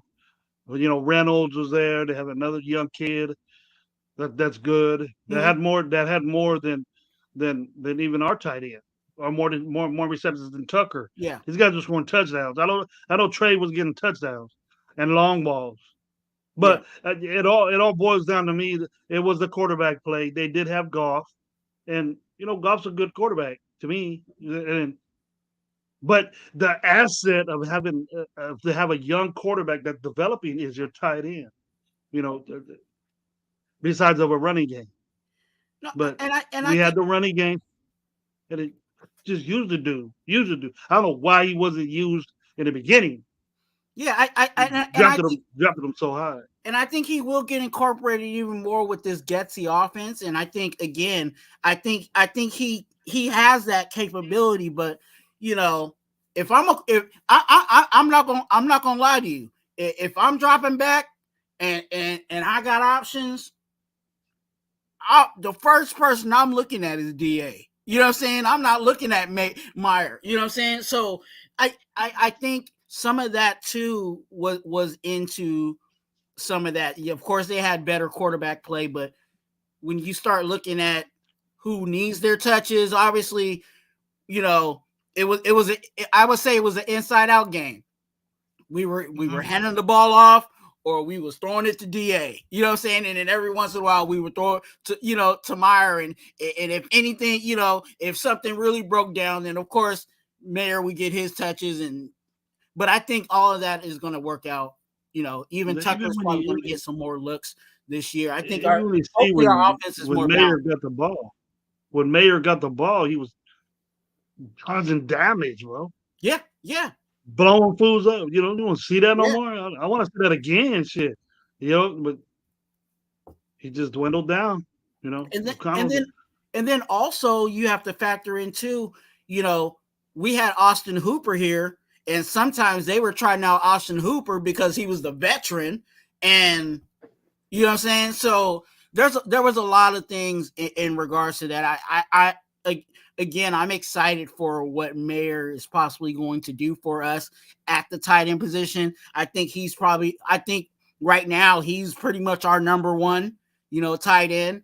And I think production is going to be a whole lot better because everything you're saying, all the possibilities and things that we saw of what he put on tape, the small things, the small sample size that we saw of him on tape, I don't think there's anything that I did not like outside. I think he can, and I think that's just a rookie thing. I think he can improve a little bit more on his blocking, but that's about it. Well, we're doing zone block. We probably will do it most of the time. If it's a Getsy way, he uses a lot of zone blocking. Mm. Brought in an offensive line coach that does zone blocking, and he won't need to be, but he'll be running routes. So we'll see him. He'll be out there. He'll be out there running routes. Mm-hmm. But I think we need to get another one. Yeah, we should get another tight end. We definitely need two tight ends. Probably high too. Probably around third round, fourth round, maybe. Third's high for a tight end, but unless you're the dopest one out there. But I don't think we're gonna get a Bowers. We can muster up a Bowers out there. That'll be great. But you have a number one pick tight end.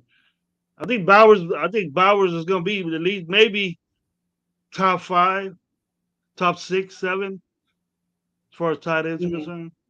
If you've been watching him. Yeah. See this dude play for him. He's tight. But what you think about that, Auntie?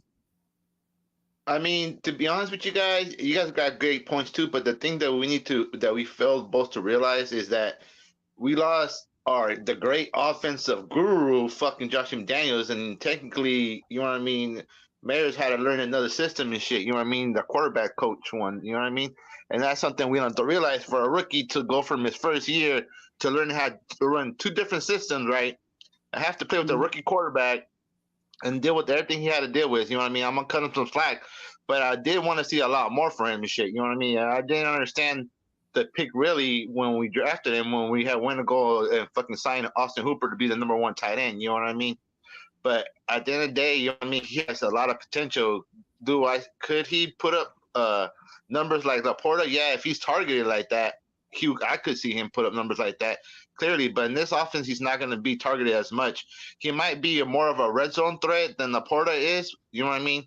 But I do see us You know what I mean? Maybe drafting the tight end, but in the third round, that's a little too high for me. Maybe in the later rounds, maybe in the fifth or sixth round, maybe some there we can get some value or something. But we do need to bring at least another two tight ends in here for sure with Myers, because I want fucking Hooper gone. You know what I mean? I don't really he don't really do shit for me after all that fucking camp He's talk that free he agent. made up there and shit, and he was making all this catches and this and that, and he was gonna be a key part of He's the a free offense. agent. So much for that and shit. We need Fotheringham or Horsted to take a step.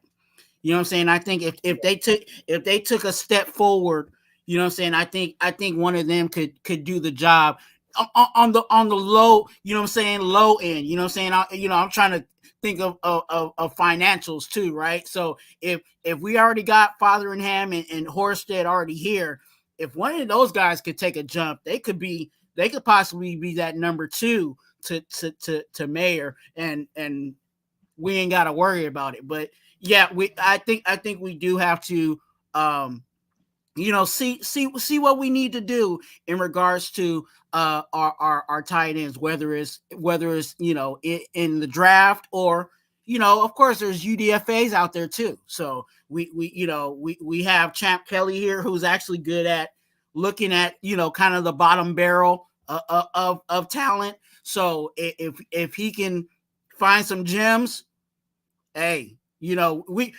usually do, like every, I'm saying, every year, I've noticed, we'll bring in a tight end that we didn't even know, I'm saying, an undrafted tight end. So who knows that we might hit on that, but I think it's something worth addressing.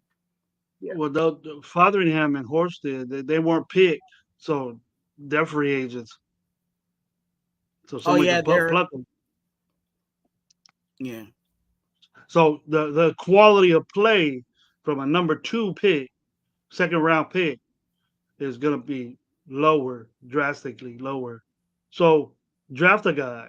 That's what I think.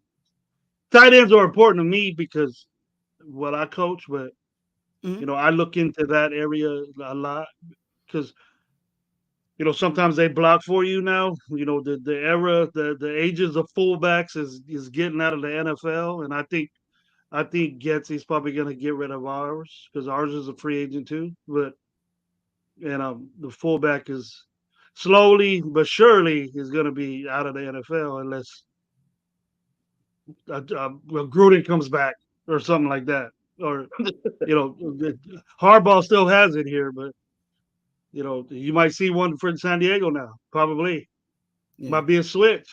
You might see our guy go to San Diego.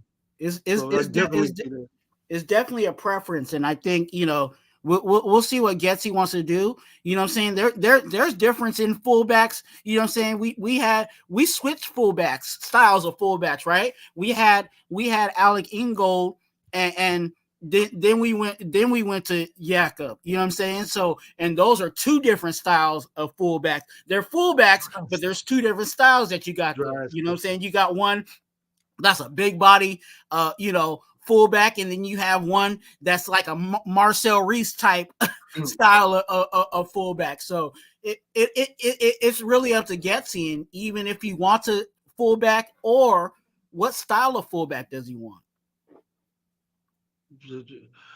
Tight end's more athletic, so just put a tight end there.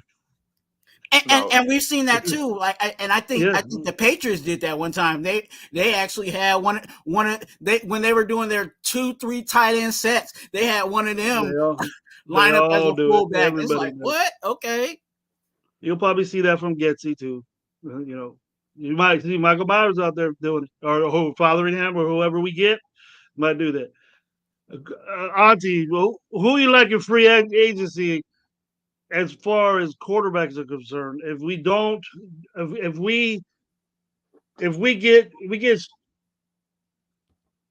let Telesco, you'll have a whole draft to pick, right? Yeah. Mm-hmm. And we know there's a bunch of quarterbacks out here. I want to ask you, who you see in free agency if we don't do this move? Us getting who would you want? And who's out there. I gotta With remind me, you. You know who's me personally, and this applies to the draft too. I do not want to sign or draft anybody that's injured or has coming off any big injuries because I'm tired of that. You know what I mean? I want somebody that's gonna come in here and be healthy day one. You know what I mean? And not automatically you can just throw out Kirk Cousins, especially how old he is coming off an Achilles injury and shit. I know he will be the fucking number one. Yes, get us to the playoffs right away. But I'm just real worried about signing him, especially with that injury concern with them and shit. You know what I mean? If that's one thing. If the Raiders doctors check him out and they say he's okay, he's gonna be good and shit, then let's go ahead and sign him. But I'm not going to fucking give him all that money if that living there's even 1% chance, or you know what I mean, or something that you know what I mean, he's gonna get that shit's gonna re-aggravate or get hurt again and shit. Because to pay him, he's gonna ask for top free agency quarterback money. And we ain't the only teams I'm looking at. You know what I mean? The Steelers are looking at a quarterback. You know what I mean? The Falcons are looking at a quarterback. There's all these other teams out here in the league that need a franchise quarterback, and they're gonna throw him more money and shit. You know what I mean? But I'm not gonna overpay for a fucking Kirk Cousins and shit. You know what I mean? Because to me, he's just a little better version of Derek Carr and shit. You know what I mean? I'm not trying to throw shade at Carr at, but you know that's where he's at me personally. You know what I mean? Go ahead, throw a bunch of shit you want on Carr.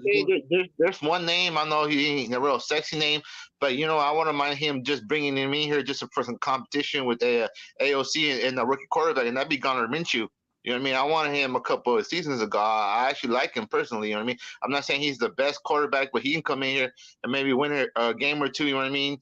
He can come in here and teach O'Connor and the rookie how it is to be an NFL quarterback. He's been here for a while, so that's one name I do want to do. And real quick, what was that quarterback that from Tennessee that Lowe wanted us to draft and shit? I was watching some film breakdown of him. They were saying he might have to turn into a tight end in the league, like Logan Milton.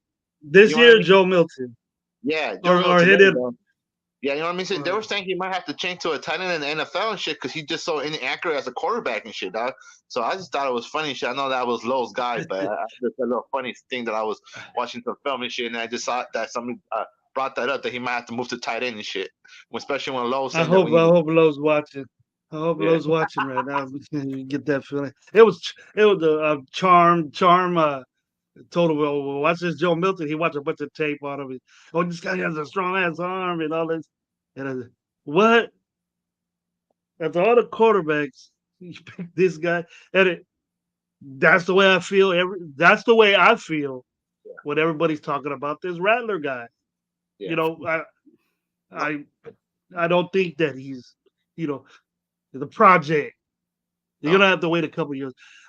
Auntie, all you guys, I'm done waiting, bro. I'm older than you guys, and I'm done waiting for this shit.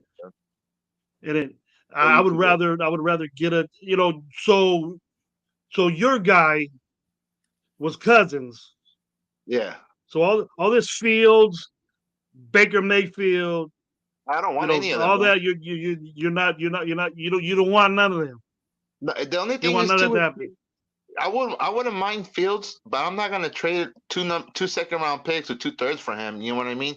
And then the thing is, in 2 years, you're gonna have to pay him $45 million a year for him. I don't know if he's worth that gravy, to be honest with you and shit. If it was one thing, if I understand if he comes to the Raiders, he's gonna have a better offensive line. He's gonna have a way more talent. You know what I mean?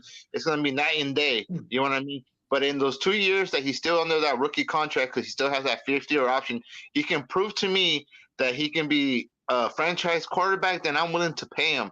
But from what I've seen in Chicago, and I think it's too, I work with a Bears fan, and he knows Fields personally. He thinks he's not a good quarterback, to be honest with you.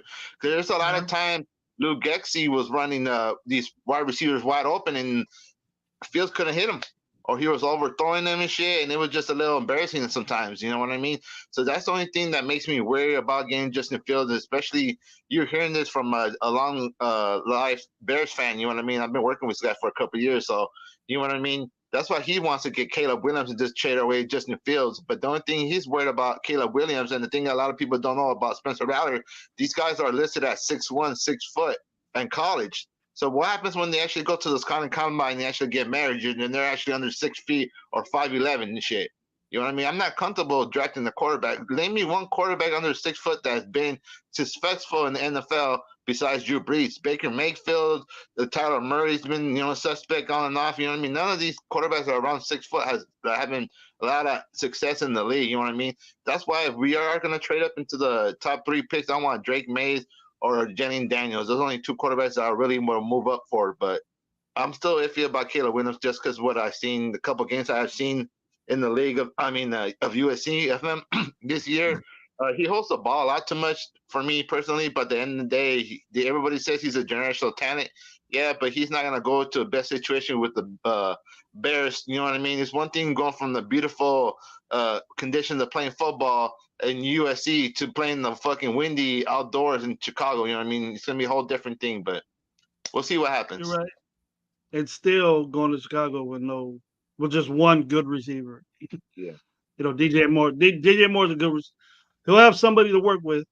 And they got a good running game, but he can run the ball too. And then that's what Fields. That's what we wanted from Fields. But I see Fields just being put in a different situation.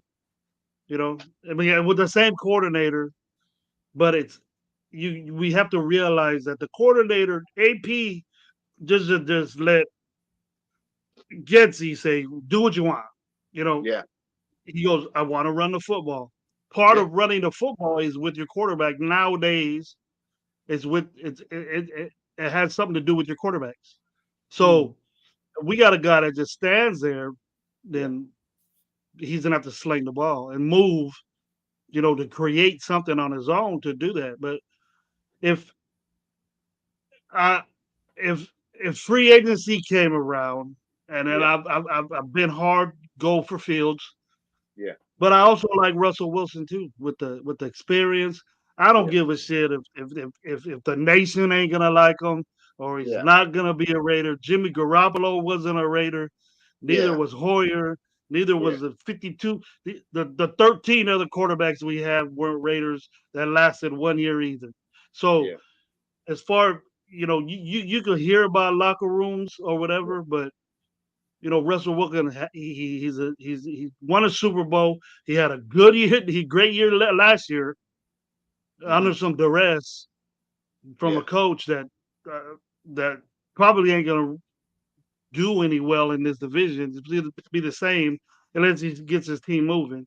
But he has weapons, and not to have Stidham play against us, that's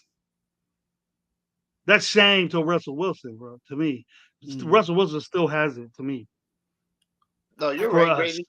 He still can play. I'm not going to that or anything. But the thing with me is just how is he going to fit into this locker room? Because a lot of the complaints over there with the Broncos is that he wasn't really friendly. That to get a hold of your quarterback, I got to go to his PR guy, and then he's going to call me from a private number. You know what I mean? I don't want a quarterback like that thinks he's better or superior than the whole team. I want him to be lined up with the rest of the team. You know what I mean?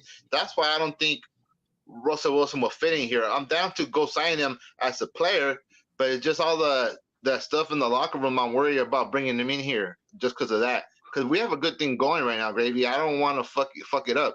Because this is the most excited I've been in years since you know what I mean, probably had that fucking when Derek Carr got hurt. You know what I mean? Started bringing that up. You know what I mean? Shout out to my boy Avakazi, but that's something I'm a little worried about. But you know what I mean? We'll see what happens.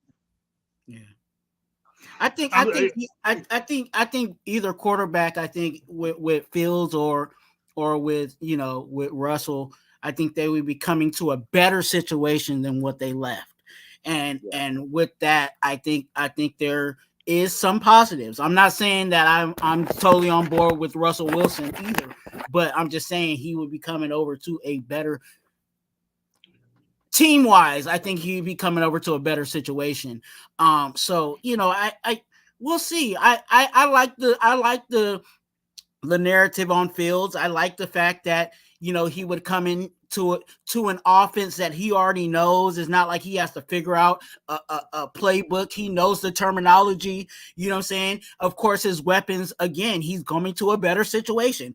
He's going to have more options, you know what I'm saying, to throw the ball. He's going to have more, you know what I'm saying, people that he can rely on to give the ball to, or he can run it himself, you know what I'm saying, in regards to Fields. So I like that. It just depends on what price we get him at. You know what I'm saying?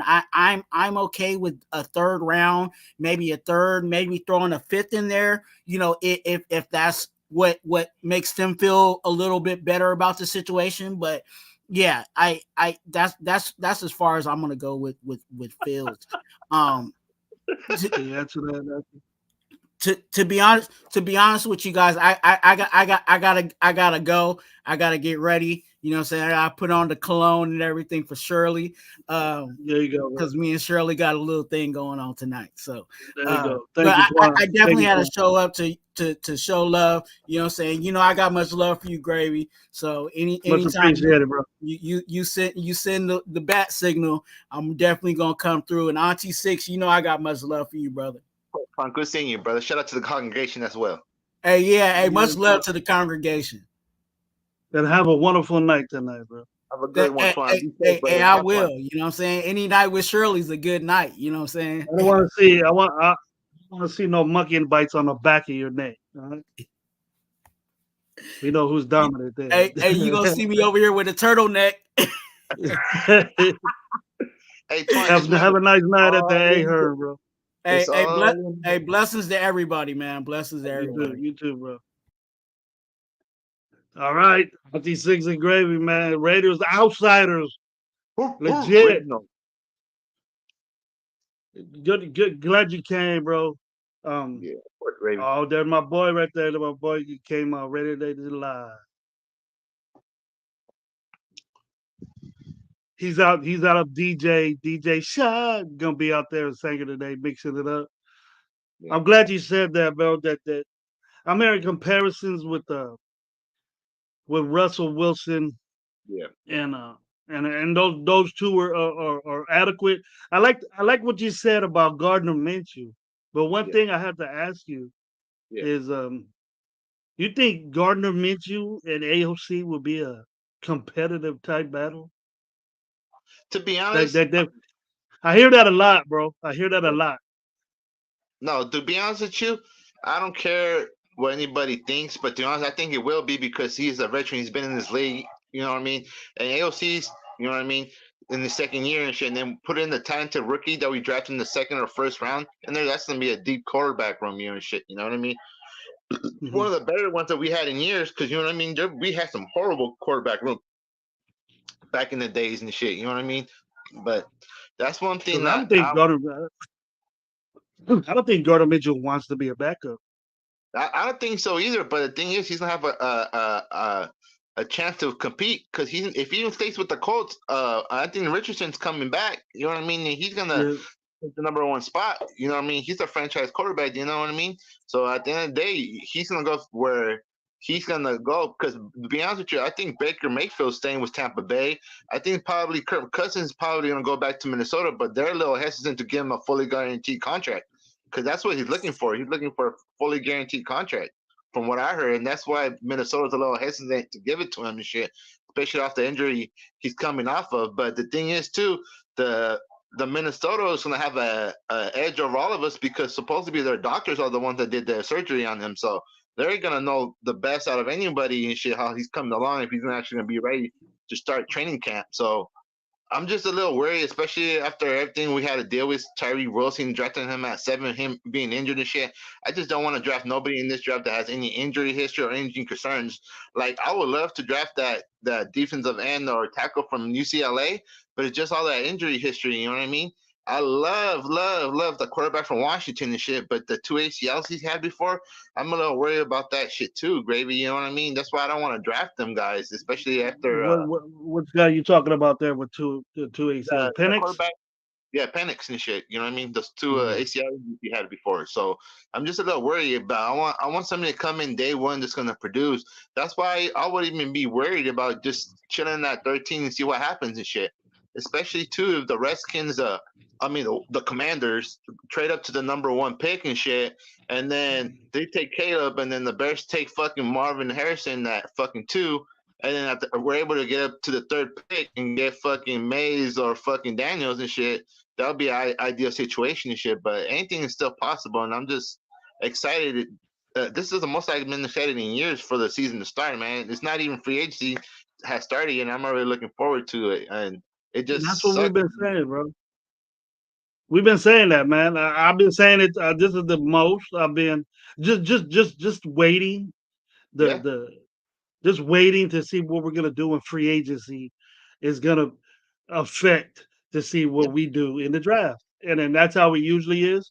yeah, But what the way I figure, if we do all this, if we drop all these picks down, yeah, for Jaden Daniels, yeah, I hate to say what if, but yeah, if he doesn't work out, Auntie, yeah, we're gonna suffer for 3 years, bro, and then we're yeah. gonna be in the same shit, and then we're gonna make more excuses. And we're gonna make more excuses, But the but thing is, we have AOC to come in and save our day. But he can't win some games. He's proven that. He's proven that. But we get a veteran and still have AOC in the back burner. yeah, You know, then I I don't see a problem with that. yeah, I don't see a me either. problem with that. Me either. It's It's just not because, going to be like a Garoppolo type guy. These yeah, guys aren't besides Cousins having that bad injury. You know, yeah, I don't see Mayfield doing it. There's been many leaks out there saying that Baker they're in the hunt for Fields too. Tampa yeah, Bay. yeah, Just the toughness and the well do and the arm that Baker Mayfield has. Shit, I would love that to be a Raider, bro. I would love Baker Mayfield to be a Raider. You know, I would see that tight. yeah, I know Lowe feels that. You know, Gabe's fuck the picks. yeah, Forget the picks. Go get Jaden Daniels. All right. yeah. You know, No, we're but the always thing having is, wars with that. I see everybody's point of view because I'm tired of it too and shit, dude. I just think the Raiders are scared in a way because they haven't had success drafting in the first round and shit. But the whole thing is too, Tom Telesco has hit on franchise quarterbacks in the past. I know a lot of people are going to say, "Oh, Herbert fell into his lap," but the thing is too, he could have traded up that draft to go get Burrow or fucking Tua and shit. You know what I mean? And he was comfortable taking Herbert where he was at. You know what I mean? At the end of the day, he was part of involved over there with the Colts when they drafted Andrew Luck and they moved on from Peyton Manning and shit. You know what I mean? And over there, he Mhm. was with the Buffalo Bills when they had fucking Jim Kelly. So he's been around quarterbacks that look like a franchise quarterback. That's why having Tom Telesco in here is a big deal because he's had drafted or been involved with drafting franchise quarterbacks and knows what they look like. And hopefully, if he sees, okay, I'll fucking see Jalen Daniels as the next franchise quarterback, who gives a fuck how much it costs? Because we're going to have our next franchise quarterback for 10, 15 years. And that's the most important position on the football field. You know what I mean? The franchise quarterback. If you don't Mhm. have a quarterback that can get you, win you some games and shit, or bring the people up around them, you know what I mean? You know what the fuck? You know what I mean? At the end of the day, that's something that we need. I love AOC. I don't think we just blow him to the curb like he's fucking horrible and he's gonna be a backup quarterback. The last couple of games of the season, he looked good. He had 8 touchdowns to 0 interceptions. We had a couple wins and shit. You know what I mean? He was second best quarterback, rookie quarterback. You know what I mean? Next to C.J. Stroud last year. And some people need to Yeah. start putting some more respect on his name and shit, dude. Like I don't understand that he didn't play as good as Stroud, but what do you expect when you're playing under Josh McDaniels when somebody labeled him the fucking offensive guru and shit? And just because his visor's in the Hall of Fame doesn't mean that he's in the Hall of Fame and shit, you fucking morons. But it just amazes me some of the shit that the people say and shit. You know what I mean? These are the same Yeah. people that were talking about fucking Josh McDaniels this, Josh McDaniels that. Now they're on the AP over here, dog. I don't know. I'm just tired of the flip flopping out here and shit. Well, it's gonna happen. It happens every year at the beginning of the year when we don't have a quarterback. Yeah, And I hope we get it together in that area. If it's gonna take us the next 3 years, because if we do that, Auntie, we're not gonna have almost anything for this guy as far as high picks. Yeah. You know, and those picks. Yeah. And those picks, you know, GMs cherish those picks. You know, you can be aggressive, you know what I mean, and move up and get your guy, Yeah. but that guy has to be solid, bro. Well, you know, like everybody knew Andrew Luck was gonna be dope. Yeah. You know, we can pull Andrew Luck off the couch right now, bro. Shit, do it. Yeah. I'll take his ass right now. No, You know what I mean? there too. But the thing is, too, Gravy, this rookie quarterback's not coming to the same team that Jamarcus Russell was, and there's no fucking talent around him at all, and the whole team's on him. If a rookie quarterback comes in here, you know what I mean? He's gonna have Angel, what's fucking up, bro? 2 good running backs and shit. You know what I mean? If Josh Jacobs resigns and shit, he's gonna have 3 talented receivers, Michael Myers and shit. You know what I mean? A running game. You know what I mean? And what's the rookie quarterback's best friend? A running game and shit. You know what I mean? And on top of that, it's gonna be our 3rd year, which a lot of people don't fail to mention in Graham's system and shit. You know what I mean? Imagine the 3rd year in Graham's system and shit. You know what I mean? This defense is gonna take another step. That's why we need to go get Leonard Williams. He's a free agent. Imagine if we put him. His best years were under Graham with the Giants. If we were to put him on the D line with Max Crosby and Kuntz and Tyree Wilson, oh lordy lord, man. But that's the thing is, I'm just waiting for us to start cutting these dead weight on this team. I'm sorry to cut Jimmy Garoppolo and Hunter Renfro because I have nothing but love for Hunter Renfro because you know he was one of the last rookies, the draft classes from Oakland. You know what I mean? For him. You know what I mean? I have a lot of fond memories with him, but you know what I mean? At this point in his career, he's not worth the money he's getting paid, and we have a lot of tough decisions. So hopefully we can clear up that $100 million and we can start filling the offensive line. You know what I mean? Get another corner, and so we are able to move up in the draft and get a rookie quarterback. He's going to be around the complete team that what's that quarterback that the Panthers took number 1 overall? That he was the only main he had and shit. And look how horrible he looked. He has no talent around him. He just has a bad team, bro. He was put in a bad spot. You know, CJ went to a team that was decent. Then they got a new coach that gave him some kind of the AP stuff, you know, that what we're dealing with right now. Motivated that whole team. He had a whole year to do it, though, whole off season. Now AP does that. Are we gonna say, hey, no excuses now, AP? You know, I'm not because AP is always like that. Yeah. He's a coach that's always like that. So he's not going to change his ways just because he's a head coach.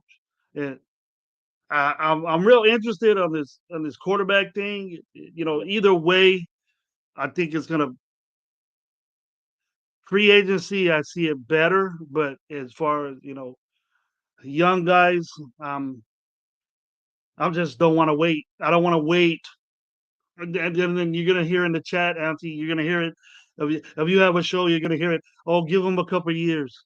Give them a couple years. I don't want to wait a couple years. You know what I mean? Yeah, I'm done with that shit. Get this.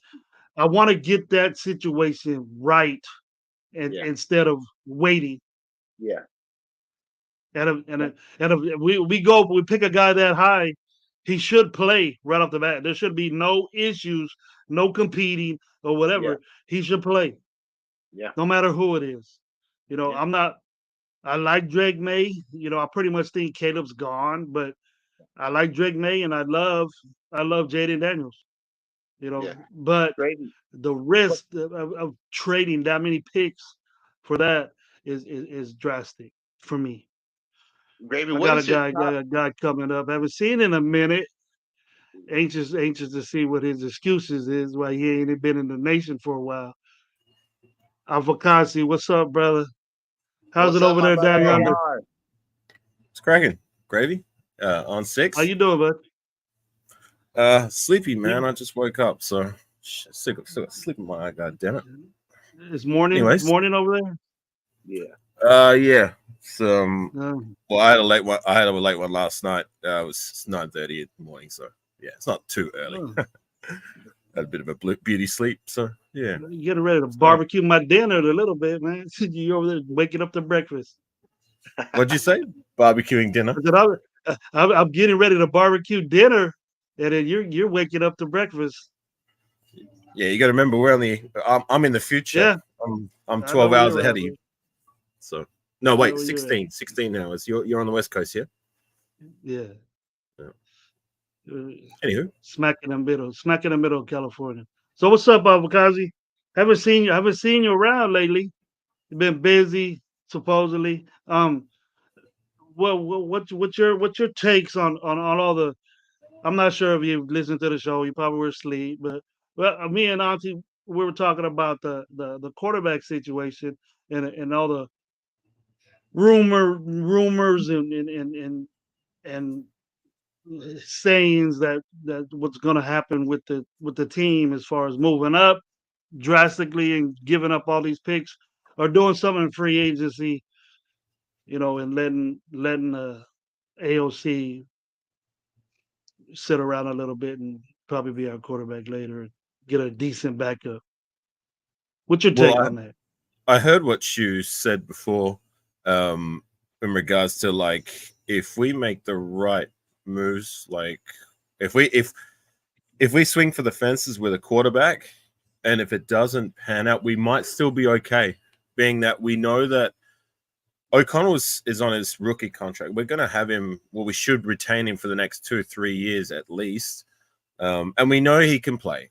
We know he can win some games. So we do have him as a fallback option. If we get another experienced quarterback in the room and we actually keep him on the final roster, because sometimes we only keep 2 on the roster during the course of the season. But hasn't the COVID rules changed that? Like you can have a third QB and it doesn't count against the roster space.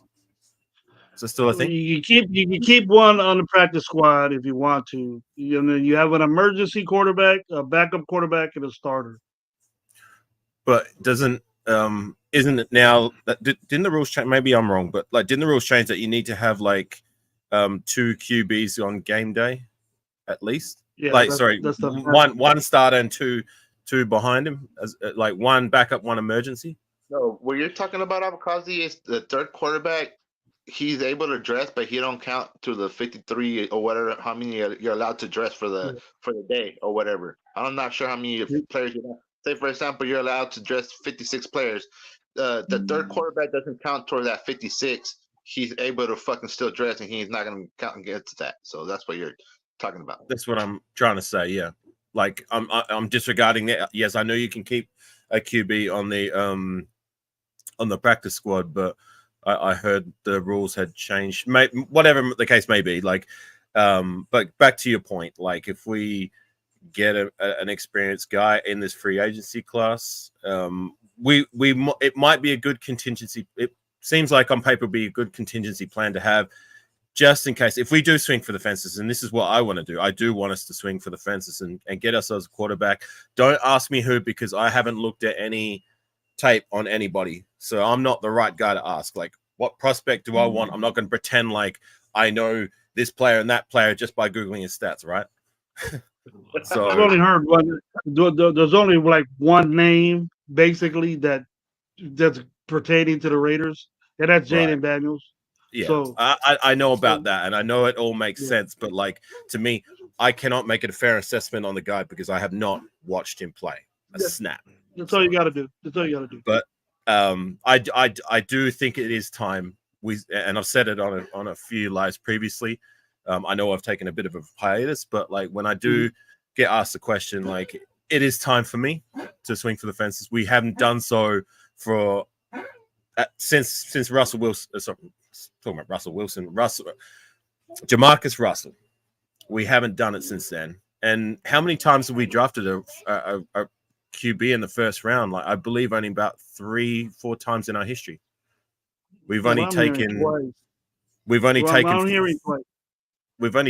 by count, I believe, 5 QBs since my time as a Raider fan has started in the draft. Mm-hmm. You know what I mean? That's Jamarcus Russell, Derek Carr, Terrell Pryor, Tyler Wilson, Connor Cook, 6 actually, and AOC. So that's 6 since 2000 since we drafted Jamarcus Russell. So I think it's about time. So that's my opinion. Yeah. That's a good point. Good point. Any reaction to that, Auntie? The same. We said the same thing. We said the same thing. You know, I heard you, Gravy. That's why I said I agree with your point. just to make it known here that if we wouldn't have picked Jamarcus Russell, he would have been top 5 either way. So it wasn't Al Davis was crazy, or whatever. Al Davis was obsessed with Jamarcus Russell because he was the best quarterback coming out of college. He just, I believe, came off a national championship, and he was he was just out of range compared to quarterbacks. That big, that strong, that arm. It was just different. Now Davis fell in love with him. That's why Well, he had all the intangibles. I mean, he had the production at college. He had the intangibles in terms of like the athleticism and the arm strength. You know what I mean? Al Davis saw it firsthand with that 60-yard bomb on his knee. You know what I mean? The one thing that they didn't do their due diligence on was what was going up and up here. You know what I mean? And unfortunately, whether it was his fault or some of it had to do with his personal life, or maybe the Raiders could have done better with it. Whatever the case may be, we all know how it panned out. You know what I'm saying? Yeah. So I guess it's a cautionary tale and a lesson learned. Like you got to, it can't just all be what you can do on the field. It's also like what's going on up here, what's going on in here. You got to do your due diligence and make sure that that's all systems a go, rather than like with what happened with Jamarcus Russell. So. And to make it, he blames the Raiders for all that shit that happened to him. So it's all the Raiders' fault. So if you watch that interview, he had a loss of a family member that was real close to him, his backbone, as far as football was concerned, and the Raiders didn't offer him, kind of baby him about it. Just, hey, get to work. This is your job. Just get to work. Which coaches do now, So you want to be. But there's a lot more mental health awareness now in this day and age, right? Yeah. Like, I mean, I've even, shout out to Stu. Like Stu's talked about, and I've talked with him. He's a former player, so he would know better than any of us. We can only speculate. Yeah.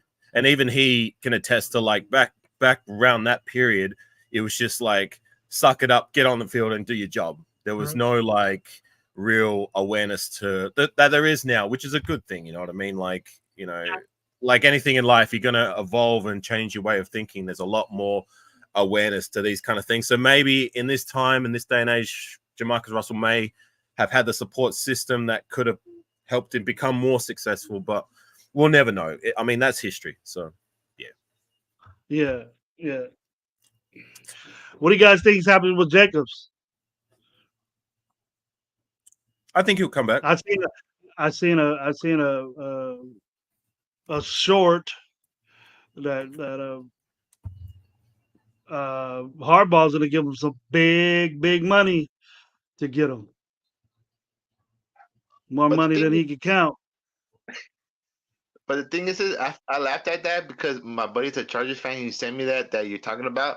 But there's so much money over the cap that I'm going to laugh at them because they're going to have to cut pretty much a bunch of players on their team. And then on top of that, just to get to the cap, and after that, they're going to cut some more players to get under the cap. You know what I mean? And then they're going to expect to give all the money to Josh Jacobs when they have to fill up the whole rest of the team. That doesn't make no logical sense. It doesn't make sense. You know what I mean? It just the things is right now just going to talk about, and all these fucking teams. I even seen too that supposedly we're going to lose to Josh Jacobs to the Broncos and shit. You know what I mean? And then we're going to get Derrick Henry over here. Like, no, guys, this shit's not. I understand there's nothing to talk about. We're going to talk about this, but more than likely, even when AP came in here, he said the first, the players he talked to was fucking Josh Jacobs.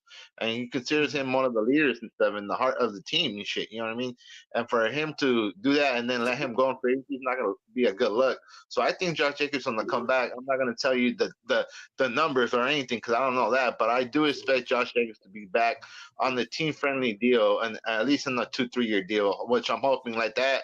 We'll see him in the year and shit, even though he ran for 1,600 yards and 16 touchdowns, as somebody was saying, but you know what I mean? At least he did what he could this year, but he didn't do enough for me personally to just get rid of Jacobs like everybody's saying, and we need to get rid of him and just let fucking White take over as the number one running back. I don't see that at all. He got the solution. $36 million, 3 years. Give it to him. No, the hell with that. What about your favorite player, Gravy? Why don't we give it to him? Which one? You know. Zeus? You know who your favorite player is. Come on. Oh, come on. Say it with me now. I got a lot of them for Amik. Your favorite. Oh, you got to re-sign Teamer. No, the other one. Oh, Tyree. I got a bunch of them now. S. We're talking about running backs. Oh, Zeus. Sincere McCormick. Pay that man. Pay the man. You got to keep him around on the practice squad. Give him $5 million. Your favorite player, Gravy. I hope not to see him on the roster. I still do. He'll be lucky to see a snap, if I'm going to be honest, before his record career is over. You know, you got to. To me, I think that, you know, Josh Jacobs came in fat, came in slow, didn't work out as good as he would have in a training camp, and it showed. And Sincere, Zeus. You got me saying this guy's name now because Zeus came in and was very productive in 4 games. You know, that he played. Got really good yards. Josh Jacobs got 800. Zeus half that in 4 games. Yeah. So if he was out for the last 3 or 2 games, but Zeus opened up my eye, man, that this guy could really ball out. And they're the same running back. You know, they're the same running back. I think Zeus is a little bit faster, but he hasn't had any breakaway type issue, things that Josh has had. But Josh didn't get snatched up in Seattle game. Zeus probably wouldn't have either. But I seen he was very productive. So I'm happy with our running back room if we keep Josh Jacobs. Yeah. But I don't suspect Sincere McCormick or Brandon, all these dudes. Get rid of them. They're just taking up space. They can go. I agree. I think Josh Jacobs is one of the senior players that was had a glaring endorsement of Antonio Pierce to stay and be a head coach. So I think for me that also speaks volumes that a lot of these senior players, they're going to want to play. Even the guys who are going to hit free agency, guys like Josh Jacobs, guys like even Amik Robertson, they're guys who were very vocal in their support of Antonio Pierce. And whereas they could hit free agency and maybe get paid a little bit more, shout out to Doug. Maybe Josh Jacobs, I could see him going because of the financial situation. Like maybe some teams might see his past body of work before last season and offer him a little bit more than what we're going to give to him.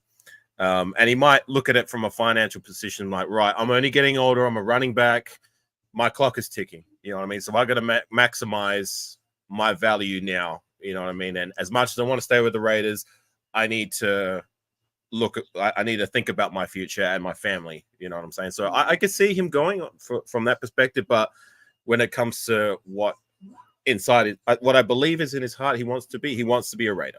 So hopefully we do retain him, give him a reasonable contract, nothing too, far right or nothing that's too demeaning, but like something that's fair for both parties, a year or 2. And I think we've got a good running back room. And I do still want us to draft somebody like not early, but like maybe middle or late to come in. Like, Zamir White, he did prove that he can play and he can belong in the league. And I think that would be a good 1-2 punch to have initially. But to have a third change of pace back, someone young, someone we can groom, whatever, I'd be with that. I'm not sold on any of these other cats that we have in the room. Amir Abdullah, thank you for your services. Brandon Bolden, thank you for your services. Sincere McCormack, whatever, hasn't had a snap of regular season. You know what I'm saying? Like the king of the hype. You know what I'm saying? Never saw it, but whatever. Brendan, like, what's the other guy? Britton Brown. Like, he's an intriguing name. I'd like to see what he can at least do in preseason, but whatever. Like, that's to me what I would do with the running back, but we'll see. Yeah. Well, we all know pay the man. I've been saying that, pay the man. So he. I just don't want it to be like last year. We start missing OTAs and things like that. He needs to be there. Don't get pissed off when you play the preseason games. Then. No, but the thing is, too, now I think he learned from that shit after what happened last season. I don't think he's gonna fucking hold out or anything. I think he's gonna want that shit done as soon as possible, so he has that peace of mind and he can get his work done and go into training camp. 100%. You know what I mean? That's the thing is too. I think he fucking tried to play hardball and like, you know what I mean, and it didn't work out for the best for him and shit. You know what I mean? That's why it gave Zamir White that little room to shine. But for everybody to be saying that we just need to get rid of him and just spend that money somewhere else, and that's just ridiculous. How can you just try to move on from a running back?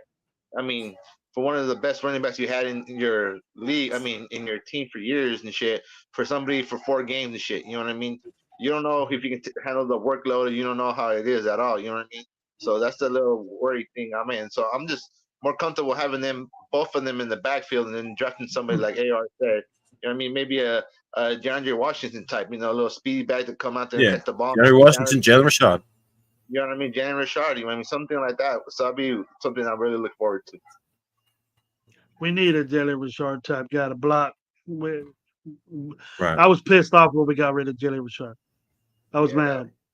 He can block anybody going down, protect your quarterback. We can find that again. Sacks. Yeah, we'll find it again. We find it again. Zamir doesn't. Zeus doesn't have a problem with it. He's better than Jacobs with it. But pass protection. We'll see there. Yeah, in pass protection. You think? Zamir's a good. Not Jalen Richard. I mean, I haven't noticed Zamir when it comes to. Yeah, I watch that shit. Okay. So it's very important. Jalen Richard got paid good money. Got paid good money to do that for the Raiders, and then they thought, hey, he was expendable, so that's what happened. And then I think Jalen Richard's out the league now. Yeah, he's been out of the league since we released him, I believe. Yeah, tacked on with Pittsburgh for a little bit, I think, and then went to Seattle, and then that's it. He's still in good shape, like from what I see in his. I follow him on IG, so he can still. I don't know, maybe if he's not going to be utilized in the NFL, maybe try in the spring league in the UFL with Marquette King and co. Marquette King, he's still doing that, huh? Yeah. There's a few former Raiders in the UFL. Marcel Aitman is playing there. You remember him? The receiver? Yeah, Marcel Aitman. I'll give you another name. See if you remember him. Shalom Luani. Remember that guy? The linebacker? Oh. Safety. We drafted in 2017. Oh, shit. Damn. Yeah. The Samoan guy.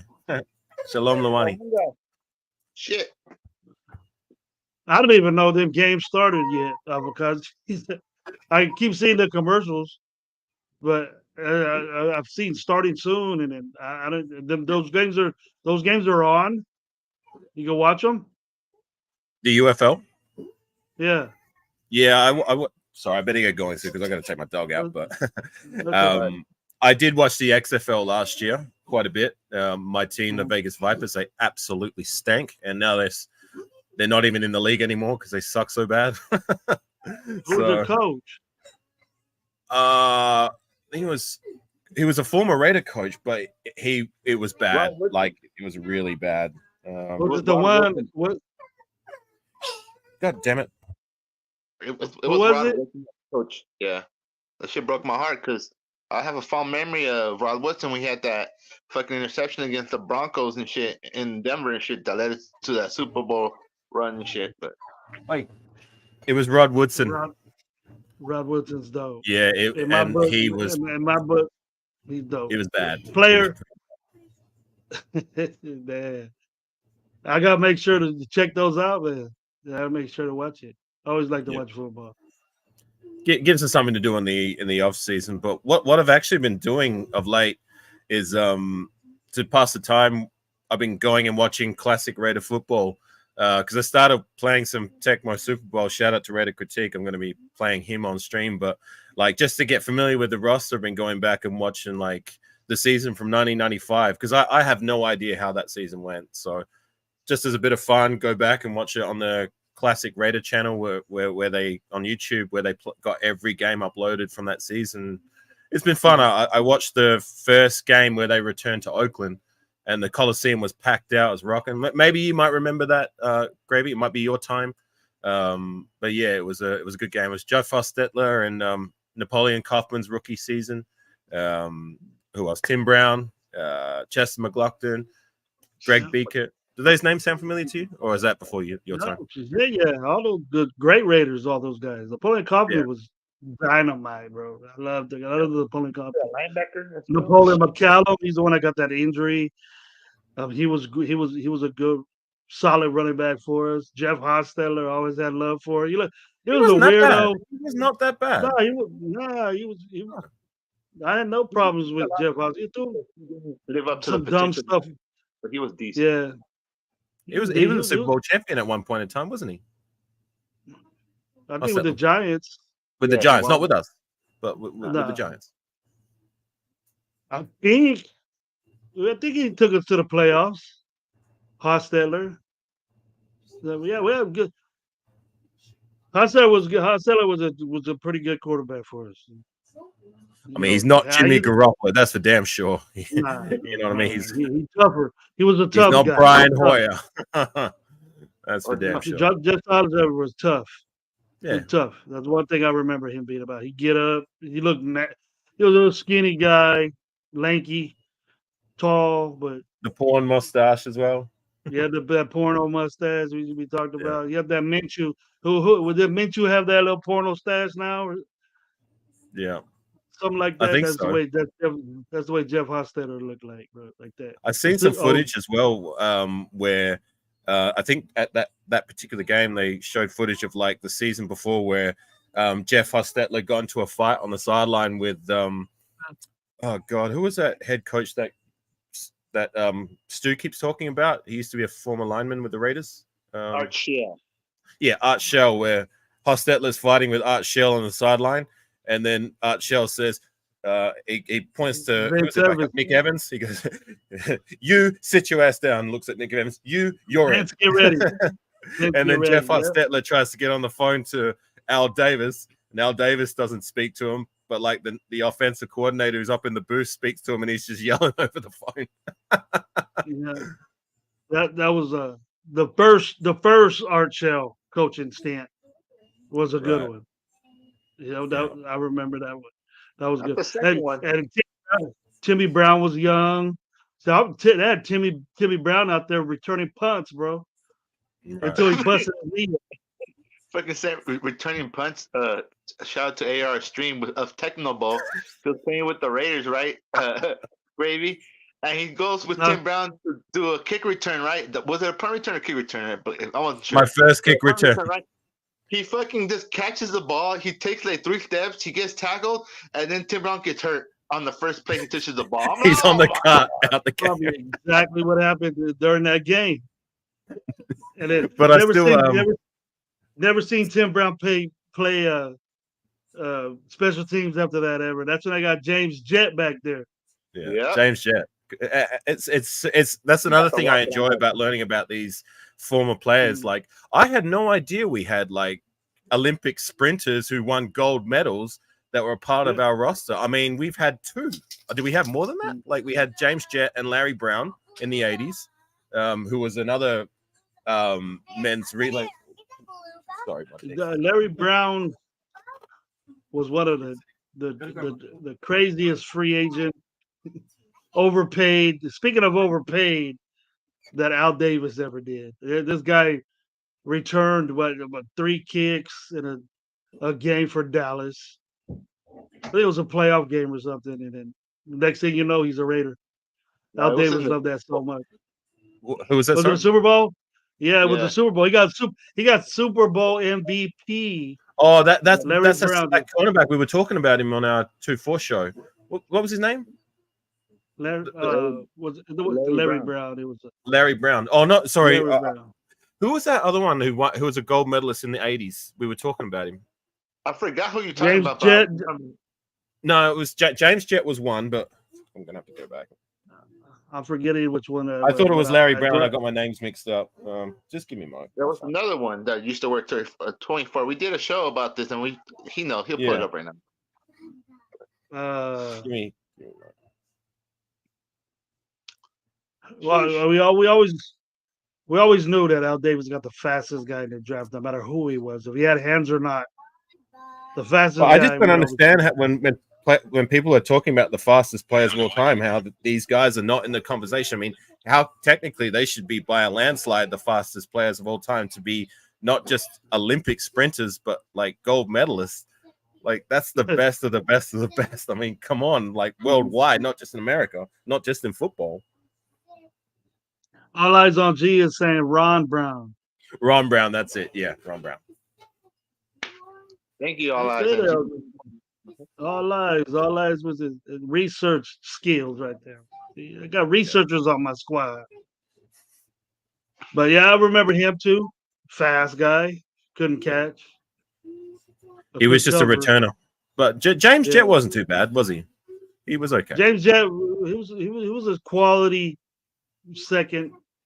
He was our second receiver to second complimentary guy to Tim Brown. Yeah, Timmy was the man, and then still the man. But that Ismail guy could run too, right? Yeah. Rocket Ismail was fast too. I had speed on it.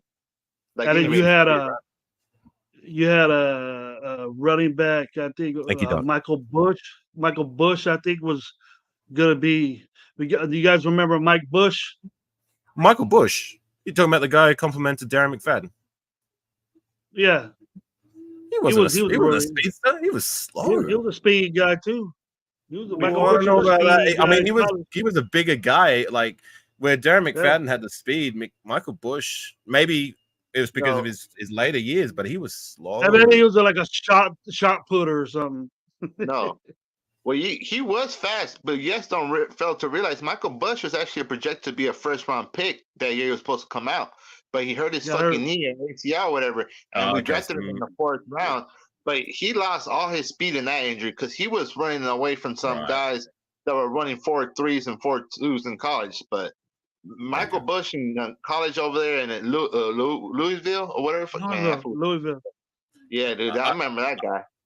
I just remember him being more of a bruising runner who could catch as well out of the backfield because he was a bigger guy than McFadden, and he was a good complimentary back. And even like when McFadden went down to injury, he was decent enough to hold it down. Back then, Avakazi, it was about a good year and a half to almost 2 years to come back in the NFL off of ACL. Right. It took a whole season and a half for Tim Brown to come back from the NFL after he tore his ACL. Now guys are back in 4 months? 6 months. They're back in the playoffs. Running routes and digging and doing all this stuff. It's amazing to me how it moves so fast now. Makes you question, like, what if Bo Jackson played like if he was born 20 years later and played in this time period, and if Bo Jackson had the same injury now, if he would be able to have come back within a certain time frame rather than it being your career's done. That injury there is a career ender now, but it has to do a lot with that vessel, the blood. It's a big blood. If it gets punctured or whatever, or stretched or anything like that, you're gone. And plus, he dislocated his hip anyways. He when he turned back around, he popped his hip back in place, and so he stretched out that vein. It's that whole vein that comes from that. You know what I mean, Auntie? Yeah. If you mess with that, that's if you get shot in your groin area or anything, or puncture that, and people you just bleed out and it just keeps pumping and you bleed it, you end up dying. It was that effective. But a good friend of mine that played for the Giants, he uh he uh he had the same injury and it ended his career. So it doesn't happen that much. You know, those are the only two players I know it happened to. But if you stretch or damage that vein, and it's pretty much your career is over. Amen. But Bo Jackson was one to see, bro. I watched Bo Jackson play Right. at the Coliseum, so it was. There's a He was reason why people remember him 30, 40 years later. There's a reason why I can go to my local store and I can go to the sports urban sports shop and buy his jersey. There's a reason why cats who have no idea about football down here are rocking his jersey for the fashion. Because Bo Jackson, and he brought out everything with Nike. The first cross trainer is through Bo Jackson. They publicized him with that. I don't think he invented, but the cross training shoe was all Bo knows. Bo plays everything. I still got the poster of him holding the bat and then wearing Raider stuff. I still have that poster somewhere in my. But the reasons I highlighted is just goes to show how much he transcended the sport. I mean, I cannot say that for too many players from any sport like I can with Bo Jackson. But on that note, I got to get going because, as you can see, I got my nieces. I got my dogs. Thanks for coming, man. Been a pleasure saying hello. Yeah, appreciate it, brother. Appreciate your time. And on 6, it's always a reasonable time seeing you around. Considering you guys got to go together. That's my brother right there. On 6. So always appreciate you, my man. And everybody in the chat, salute to you all. All Eyes, Sal, Fredo, Dark, Rafa, anyone else who I've forgotten. So yeah, take care, gang, and I'll catch on for sure. Right. Don't forget to come back, brother. I'll send it to you. I will, for sure. It's been a pleasure. Right, take care. All right, Auntie. We're almost hitting 3 hours, brother. Man, I didn't even know it was be this long, but it's been a pleasure. For sure. Thank you, man, for being up here. Finally got you on. I'm glad I'm the one that you decided to be on with, but we're looking forward to have you on the Raider Nation Live show. Yeah. Maybe Sunday, man. Yeah, I'll see if I can make Sunday it. We can be on there. Yeah, but I'll try to see if I can take a little nap and make the show. But thanks for having me on, Gravy. I mean, Ben's about to go live right now in like 10 minutes and shit. So I'm gonna get out of here too, Gravy. Shout out to everyone in chat. Shout out to you. Shout out to Gabe. Shout out to Lo. Shout out to everyone, man. Just hopefully everybody would just get fucking pumped up and excited for the season. I know I am, man. Hopefully in the next couple of days we'll get some news of Jimmy Garoppolo getting cut and Hunter Renfrow, so we can see how much cap space we're gonna have him going into free agency. So with that being said, thanks for having me on, Gravy. I'm out here, dog. Good night. Good night, bro. All right, folks. That was Stogies with Coach Gravy. I plan on doing these a lot more to pick up my voice as far as my shows are concerned. Open panel, it looks like it works well. So I'm gonna leave you off with a Go Raiders, and hope you guys see you on the next one. Remember, Raider Nation Live tomorrow 8:00 with me, Gabe, and Lo. So you guys have a wonderful night. God bless you.